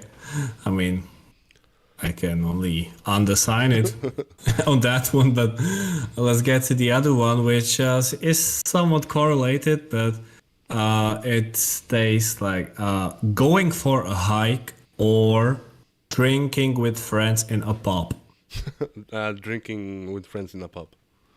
Oh, why is that? So you're not an active person. I guess I to some extent am, but the more social, sort of the problems and the good thing about Northern Norway is that So I should have interpreted the question like going for a hike with friends or drinking with friends in a pub. and still I would put drinking with friends. Yeah, so you just exposed yourself. Yeah, I guess because what you have to understand about the Northern Norwegian culture, at least from young people, is that alcohol is the sort of social platform. I said after Prague that I was going to be sober after I turned 25. I'm 27. I'm drinking today, so it's sort of a social thing that you That's invite naive. people over, you meet them, you talk, you have fun thing together. And if you go to the mountains, it's more like less, let's say, personal, less fun. It's more like, yeah, we went on a hike together. So I guess it's more about culture, and I'm from a place where alcohol is more cultural than going on hikes. But I'm then coming to there's an a- age where maybe it's more people go more on a hike than go to the pubs, because after turning 30, it seems like people go to hikes to meet people. Yeah, and especially nowadays in the COVID era, you know that hike is not going anywhere, but pub can be closed for half a year, you know. Yeah. So you never know, but it's maybe good to get to know such interests or such hobbies rather than hoping for your government to let the pubs open. But let's get to the other shout out question, which is Paris or Prague? Oh, neither. How come? I mean, Prague, last time I was there, I almost died, and I've been so many times in Paris that I guess I actually have to pick Paris if I want, because I guess I have more outside Trackmania friends in Paris, and I guess I have more Trackmania friends in Paris, but certainly it was fun in We Prague. can make up for them. We Yeah. can make up for them. Yeah, I know you and Kubais, and maybe Twin is gonna come and visit Bodana. as well. Yeah, and Bodana, and the other blonde girl. I don't know. Mara. Yeah, sure. But yeah, the first trip in Prague is maybe undefeated the funniest Trackmania trip I had. The other trip I almost died, so that is why I don't want to go back to Prague. You don't want to go. No. If I have to, if I get So it for so free, it's not like you prefer Paris over Prague, but it's simply you don't want to go to Prague ever again. at least if it's not a Trackmania meetup. But if it's like meeting you and Kubais and that is it, then probably. But I have other places I want to visit before I visit Prague for the third time. Jesus Christ! Okay, let's quickly go Someone to the take other the one answers because personally here. I don't think I take it want to speak personal. about that one. No, let's quickly get to the other one. Okay, you asked for this. The seventh one is blonde girls or brunette girls? Blonde girls. I'm from Norway. I guess that's some sort of Yeah. self-explaining. But if Bodana was blonde, then Halo. So, I mean, there's nothing to ask about really, because I've been to Norway, so I know that. I mean, that tells a lot about you after all, because you don't like trying other stuff, maybe, because I all don't, you have in Norway is blonde girls. I don't say I don't like to try it, but sometimes, what do you say? Going away is good, but home is always better, or something. Yeah, home is home, right? Yeah. Okay, so let's get to even a spicier question. Halo. Cup mode or TMGL mode? Easiest question so far, cup mode. Even with all the changes that have been introduced lately. I've not seen them in real life, so cup mode. You seem very certain about that. Yeah, I enjoy cup mode. That is what I got to love Trackmania with, and maybe biased towards it, but cup mode is what I really enjoyed. And the favorite event so far this year is TMGL World Cup. What mode was used? Cup mode. The favorite match of my Trackmania career, TMWC 2018 Grand Final. What mode was used? Cup mode. So it all comes down to, I think that is most exciting, even though I still don't think it's as fair as people want to sort of paint a picture of, but it's at least entertaining, it's at least fun to watch. Obviously, I'm not the right person to really be in opposition with you on this topic, but let's get to the ninth question, which is the second to last one, and it's virtual or medic. Virtual. How come? Because overall Trackmania, what virtual has done is maybe arguably. No. The question is meant to be about who is the caster of your choice. And then you have to ask. I mean, we've already heard enough hours of medic cast in Trackmania. Yeah. So and it's specific to casting in Trackmania. You want to know who is better at Trackmania Grand League casting is essentially what I'm gonna decide. Okay. Yeah, then it's Medic. Medic is the best play-by-play caster in Trackmania at the moment. So you changed your decision. Yeah, because if you ask who do I enjoy more, Virtual or Medic, then it can be a broader question about Virtual is doing more for Trackmania than Medic. Virtual is arguably the most important Trackmania profile we have in this game. So Virtual I would probably put over multiple others. You could say Virtual or Spam, Virtual or Softy B maybe even. I would say Virtual, because what Virtual has done with his YouTube, Virtual is also the engine behind official cast. Virtual is also the engine behind getting Medic in. So I believe Virtual is maybe the guy I would put highest on my list about people helping the game. And I like people who help the game. So, but casting, Medic is the best play-by-play caster. I mean, I can kind of get behind that. Although I think we can both agree that them having together is much better than just picking one of them. So, as a player, I mean, obviously don't catch all of these events live because I'm often either preparing myself for my own match or just playing it, obviously.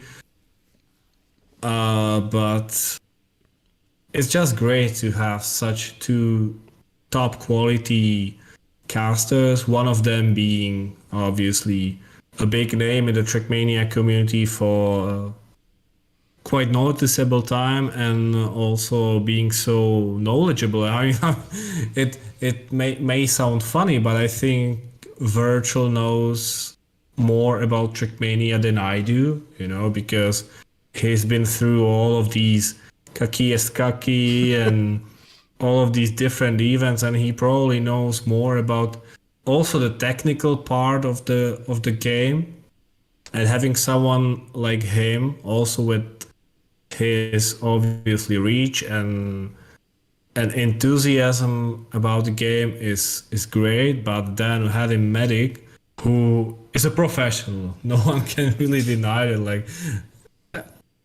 I mean, when I saw him for the first time casting Trackmania, even though I hadn't known him before that, I had to admit because I don't follow League of Legends. But having those two together, I think it's a perfect match. So that's why I think this question was a bit spicy. And having Medic you as your pick is interesting, but I think it's valid. So let's get to the last one, Sure. which is even more spicy. The last one is: would you rather pick being alone in a hotel room or sharing a hotel room bed with TM Scotsman? The last one, being with the team Scotsman in a hotel room. Naked? That is for Patreon only. Okay. You can cut it out then. So yeah, but your decision was very clear. It was very impulsive, so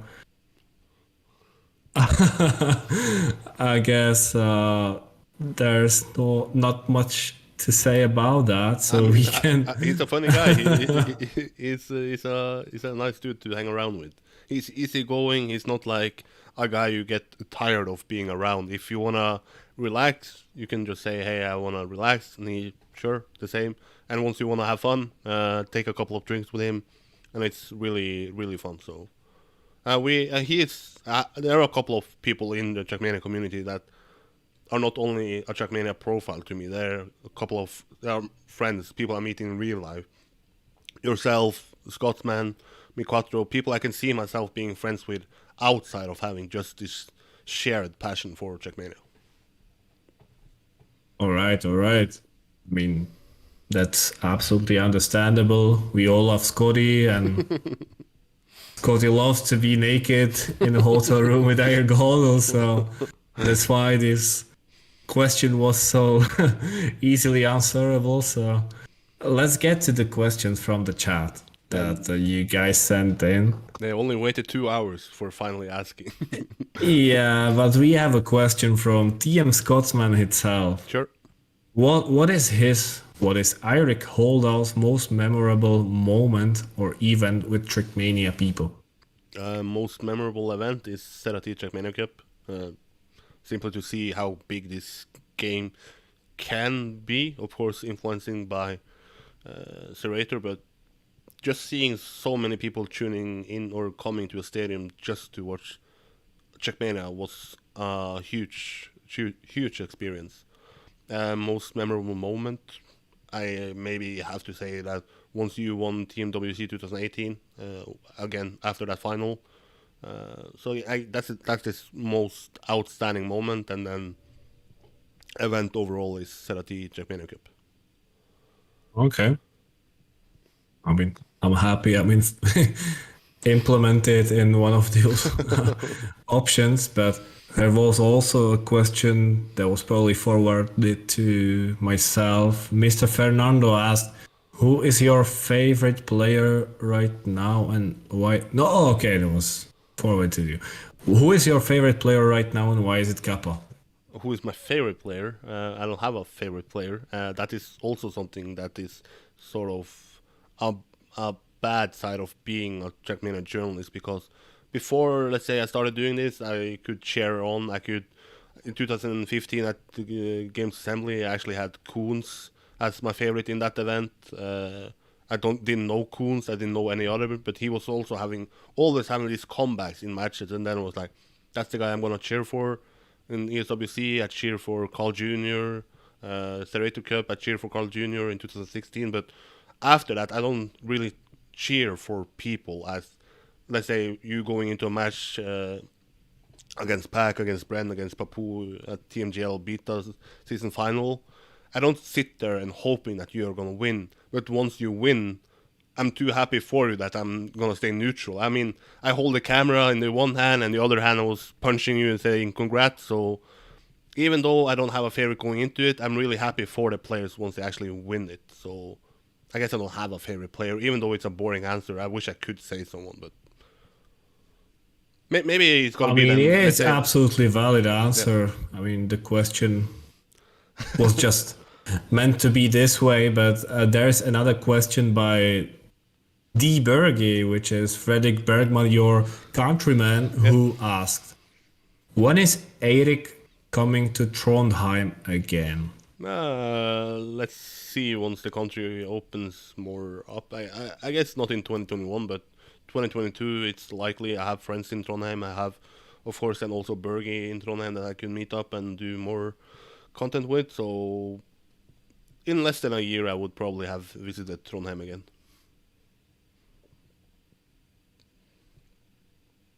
Okay. There's another question.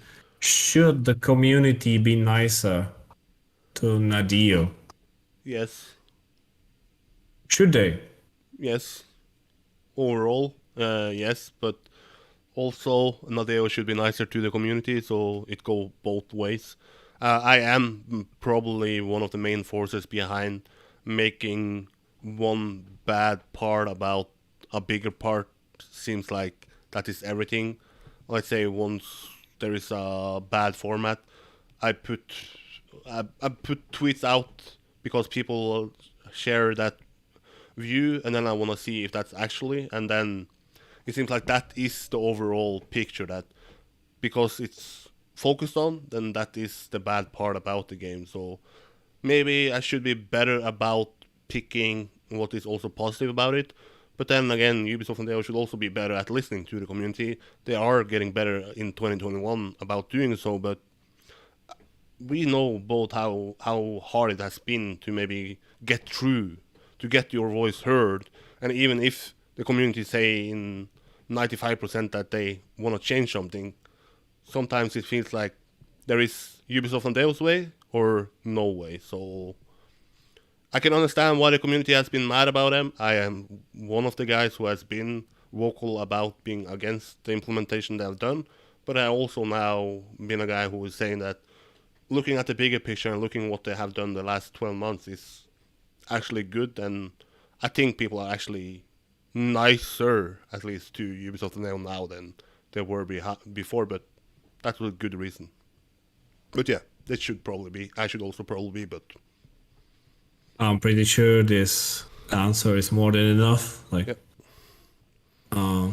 there might be different opinions on that topic, but it's just valuable to say that Nadeo has done a lot of good stuff throughout at least like the recent 1.5 years, and the recent updates have been mostly vital to the game. And I mean, the results can be almost seen like in every day. Once you open Trackmania, you can see that more people play Kappa of the Day. You can see more people on streams. You can see more attention on social media. So after all, no matter what has been done throughout the most recent history in Trackmania, it has been beneficial. But yeah, maybe the question was forwarded to the further history than just Trackmania 2020 history. Yeah. But let's just get over that. But there's actually a question forwarded to myself this time. Who's the best player ever in Kappa's opinion? Yeah. Not sure if I should be answering that, but since I'm the host tonight, but sure. If you ask me, I can ask you. I don't think. Okay, let's go. Who is the best Trackmania player of all time, Mr. Martin Krumpols? I don't really think there should be a question like that at all, because I mean we can speak about the most significant performance in the history of the game, which could be a topic for itself, because as Carl Jr. is my obvious answer to the former question of Ellie 55, who the best player ever is. But I think, obviously, if you would ask me what was the most significant or the strongest performance ever, like the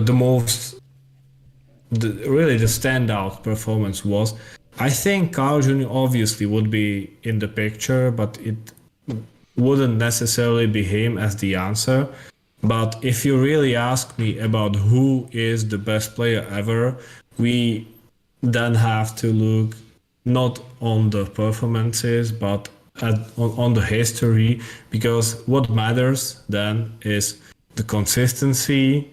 What matters is the ability to perform on in the most significant moment. And Carl Jr. is the one who has not been only doing it few times, but he does it every single time. And for myself, as a top tier player for quite some time already, I can tell you that going into a match with Carl Jr. is always different than going into a match with anyone else. And anyone else, I also mean Pac, because I know that, for example, Pac can have a bad match. I mean, he doesn't even need to have a bad match, but his standard is lower than Carl's, because I mean, I've beaten Pac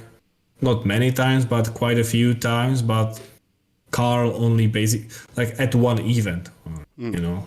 Obviously, on that event in TMWC 2018, I beat him 3 times, but that was one event, you know. But I feel like anytime I go to an event, I can think to myself, okay, even if Pac has a good match, I can beat him, but there's also this possibility of him having a bad match. But with Carl, I don't have that.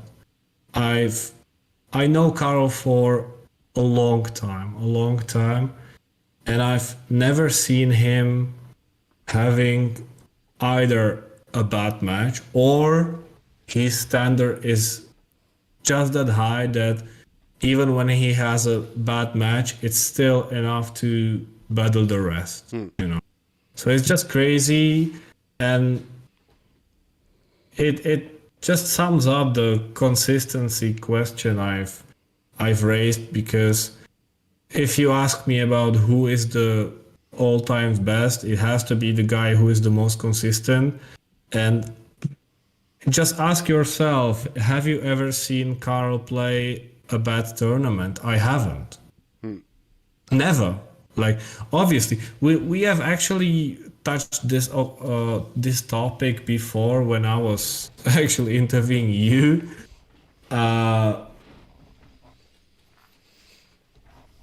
Actually, I don't wanted to question you. But the thing is, if you really wanted to judge who is the best of all time, you have to consider the consistency. And this guy has never had a bad tournament. And if his worst tournament was TMWC 2018, when he was almost the finalist at the same time as I was, and almost as Pac was, and almost as Tween was, then it speaks for itself, you know. Yeah. But yeah, we definitely have another question for you, Eirik.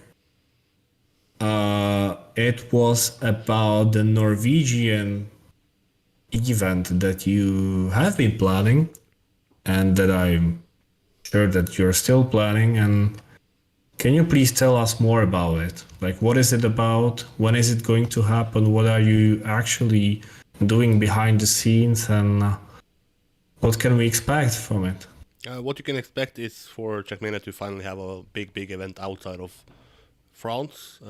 I now, from today on, have a 3 week holiday from being a journalist in real life. So these 3 weeks are gonna be deciding if it's actually possible to host. I have said on Twitter that I see you in 2022, and that is the target goal for that. But more specific about the format and such, about the price, about everything, I won't say now because then I essentially build up a castle that might not even be a reality. So for now, I can just say that I'm working on something, and if that comes true, that is likely to come true, then it's gonna be really big. But it's not final yet. You will notice once it's final. It's gonna be big. Okay. Do we still have another answer? Another question, sorry, from the chat. I don't think we have. We only have some opinion from Bergie, from Scotty, from Jacob Fowl. So I think we can wrap it out. Scotty has a question. I don't think. What is the most Does controversial he? Trackmania opinion I have Oh, or hold? wait. Oh. What did he ask? The last thing about the last message from Scotty is not been answered. Do you see it? What's the most controversial Trackmania opinion hold? Yeah. I don't know if it's most controversial, but I would say without Zerator, this game would have been dead. Is that really No, controversial? that's what I say. I don't know if it's really controversial, but I would say it's so that is dead. Besides that, Why do you think it was controversial? I don't know. Maybe people don't think that one guy could influence a whole game's existence and sort of the game moving forward. But I would say that he has. And maybe another controversial opinion is that after the Rato Cup is able to hold his cup in a Core Hotels arena, a lot of players will retire. I mean, yeah, but I don't know. on the other hand, Is that controversial? knowing that, I don't think it's really controversial. Then I don't after have a all. controversial opinion. I mean, I'm sure you have. I'm sure you have. That's not what Scotty was looking for, right? Give me Was some he? examples then. Yeah, guys, do you have one more question? One last question for Mr. Eirik Holdal before we go off. A controversial opinion: Harvey Flyer is overhyped. Is he? I don't know. He is. Because you don't remember him, oh no? Yeah, he won We the 2016. we have already spoken about it. That you came to the community in like let's say 2018, and Javi Flyer's no. peak was in 2017 the Rater Cup. I was following the game from 2015, but I started doing interviews in 2018. So I watched all of what he did. So, what were you actually doing in the meanwhile? Those 3 years, 2015 until 2018. You were playing the game and just bragging around in northern Norway as being better than your friends. Building maps and hosting events. I was on TMX Exchange. I was in 2016, 2017, voted as sort of the project leader or project event of the year or something. So I was hosting time attack events, man versus man, and that was in 2018. But still, I won one of them. yeah, and that was thank you. the last one. Martin, you had a very controversial opinion in ESL Major Series many years ago. What was it? What was it actually? I mean, I have a lot of controversial opinions, which are better not to be publicly spoken. But what do you exactly mean, Vergi? That You thought I was lucky. Oh, you know what? You know, I know what you mean. I know which match you mean, and it's funny because it was one of the main reasons I got accepted to Team Acer after that, and that was still the time was. I mean, what was the year? It was like 2013, maybe 2013, and Frostbeal was still around by then. And he was obviously the leader of Team Acer for Trackmania. And I remember the team chat in there, and there were people like, yeah, this Kappa guy, he's going to be good, he's going to be cute. We should get him to ASA. And Frostbuell, as the leader, was the only one who was like, he beat Bergie, and he never really showed any good performance. And yeah, sure, he beat Royal, he beat Bergie, but that doesn't mean anything. So that's your answer, Bergie. But I got accepted anyway. So, and then I left for the first time outside of Trackmania. So, which country will win the seasonal country championship, or how is it called? Eirik, do you have an opinion on that? Are you playing? I didn't get invited. Oh, rip. Then Czech Republic is not winning. And I think neither did Alcon. Oh, really? Like just some guys decided to create a squad and didn't invite anyone. Create your own. I mean, France has 2 teams. Germany has 2 teams.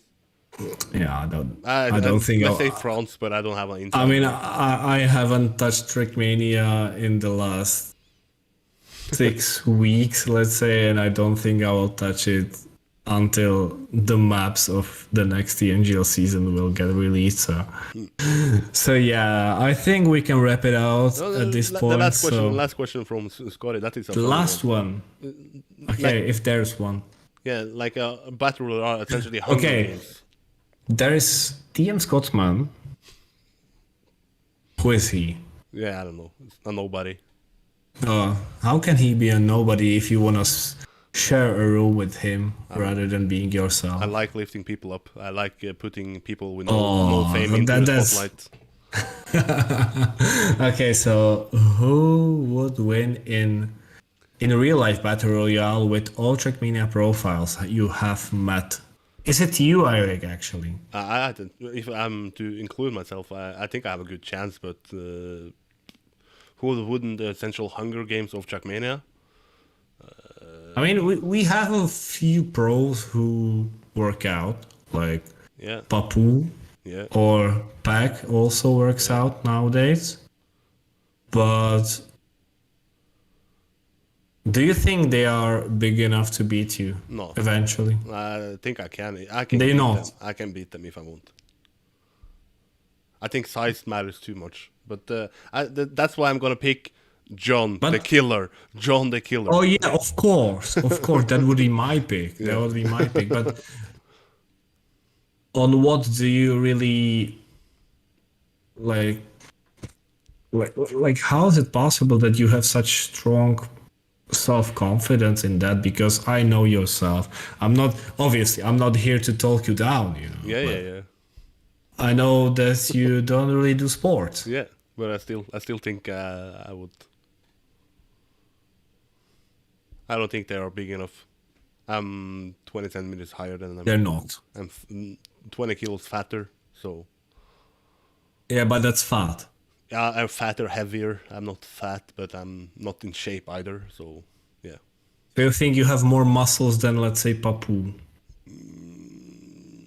Probably. In weight, but not in, let's say, by portions. Like, he's looking more fit than me. What about Bergie? I think also he's not really the tallest guys, but Bergie, what do you bench press? What is your maximum? I mean, in the meanwhile, I can ask you, Eirik, what is your bench press maximum if you've ever been to gym? I was at the gym like when I was 16. Then I bench press. Now I don't bench press. I go a couple of times to the gym, but I don't know. Yeah, I mean, you might be surprised when it comes to the real deal, but is Bergie answering? Yeah, 1v1. Yeah. I can. Tomato version of Twin would win.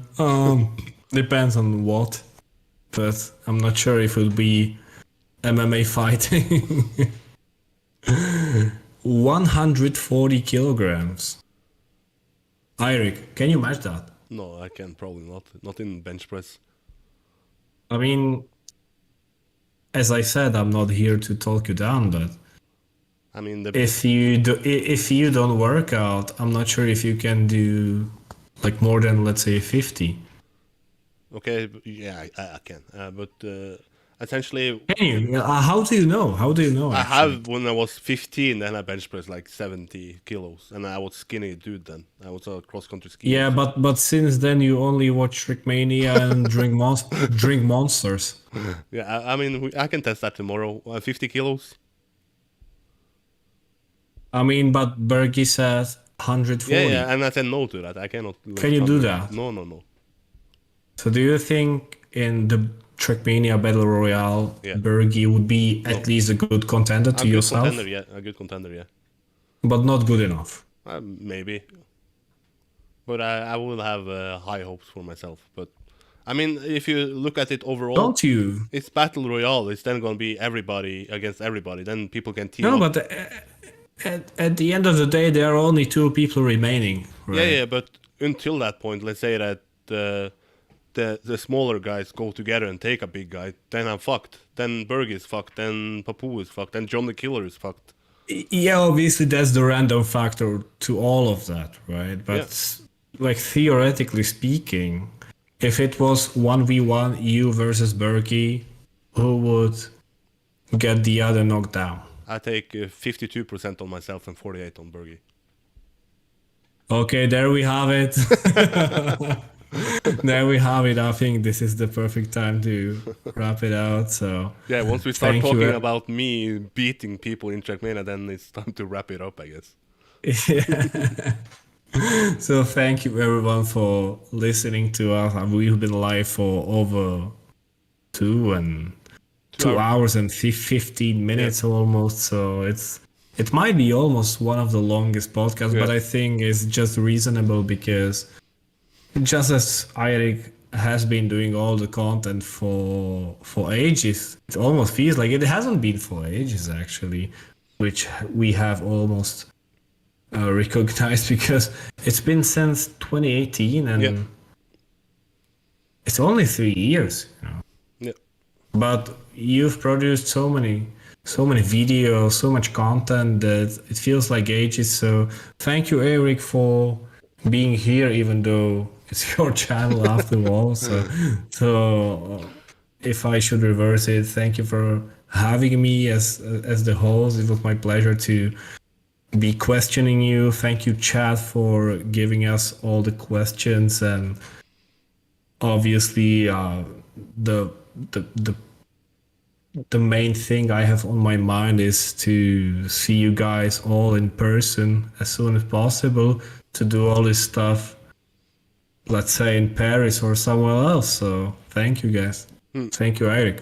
Yeah, really been a pleasure being answering question for once. Different kind of setup than normally. And normally I can just sit back, ask a question, sit back, but now I actually have to think. Now I actually have to think about some of them. And you brought in some sort of new format, some sort of shootout here and there. Maybe I would do that in a Trackmania podcast. Did you like it actually? Yeah, Did you like it? It was good. I had that with Scotty for the preview of 2021, and then it's really good to just simply yes or no. Oh, you're lagging. You're lagging. I'm lagging? If it's not me.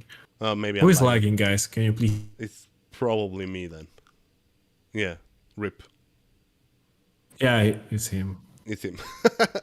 But then it's time to wrap it up, you know? But yeah, thanks Kappa. Thanks for...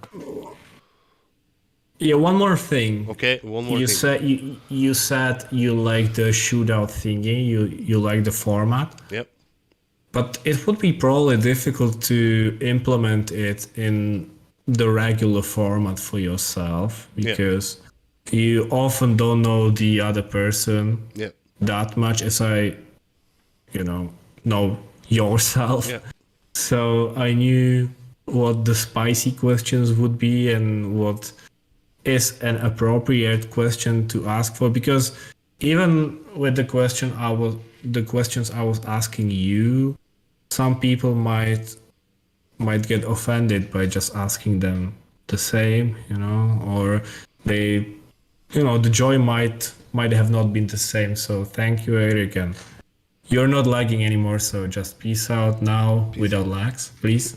Yeah. It's been a pleasure. I don't know when the next podcast will be, but the next 3 weeks will be busy for me because then I'm gonna work on the Trackmania project I have of bringing a LAN event here to Norway. But until then, stay tuned on Twitter. Follow Kappa on Twitter, and one day Kappa is gonna launch his own YouTube channel where he only do interviews. So it's been really fun. Now we have 2 journalists in Trackmania, so that's a good day for Trackmania. See ya. See ya.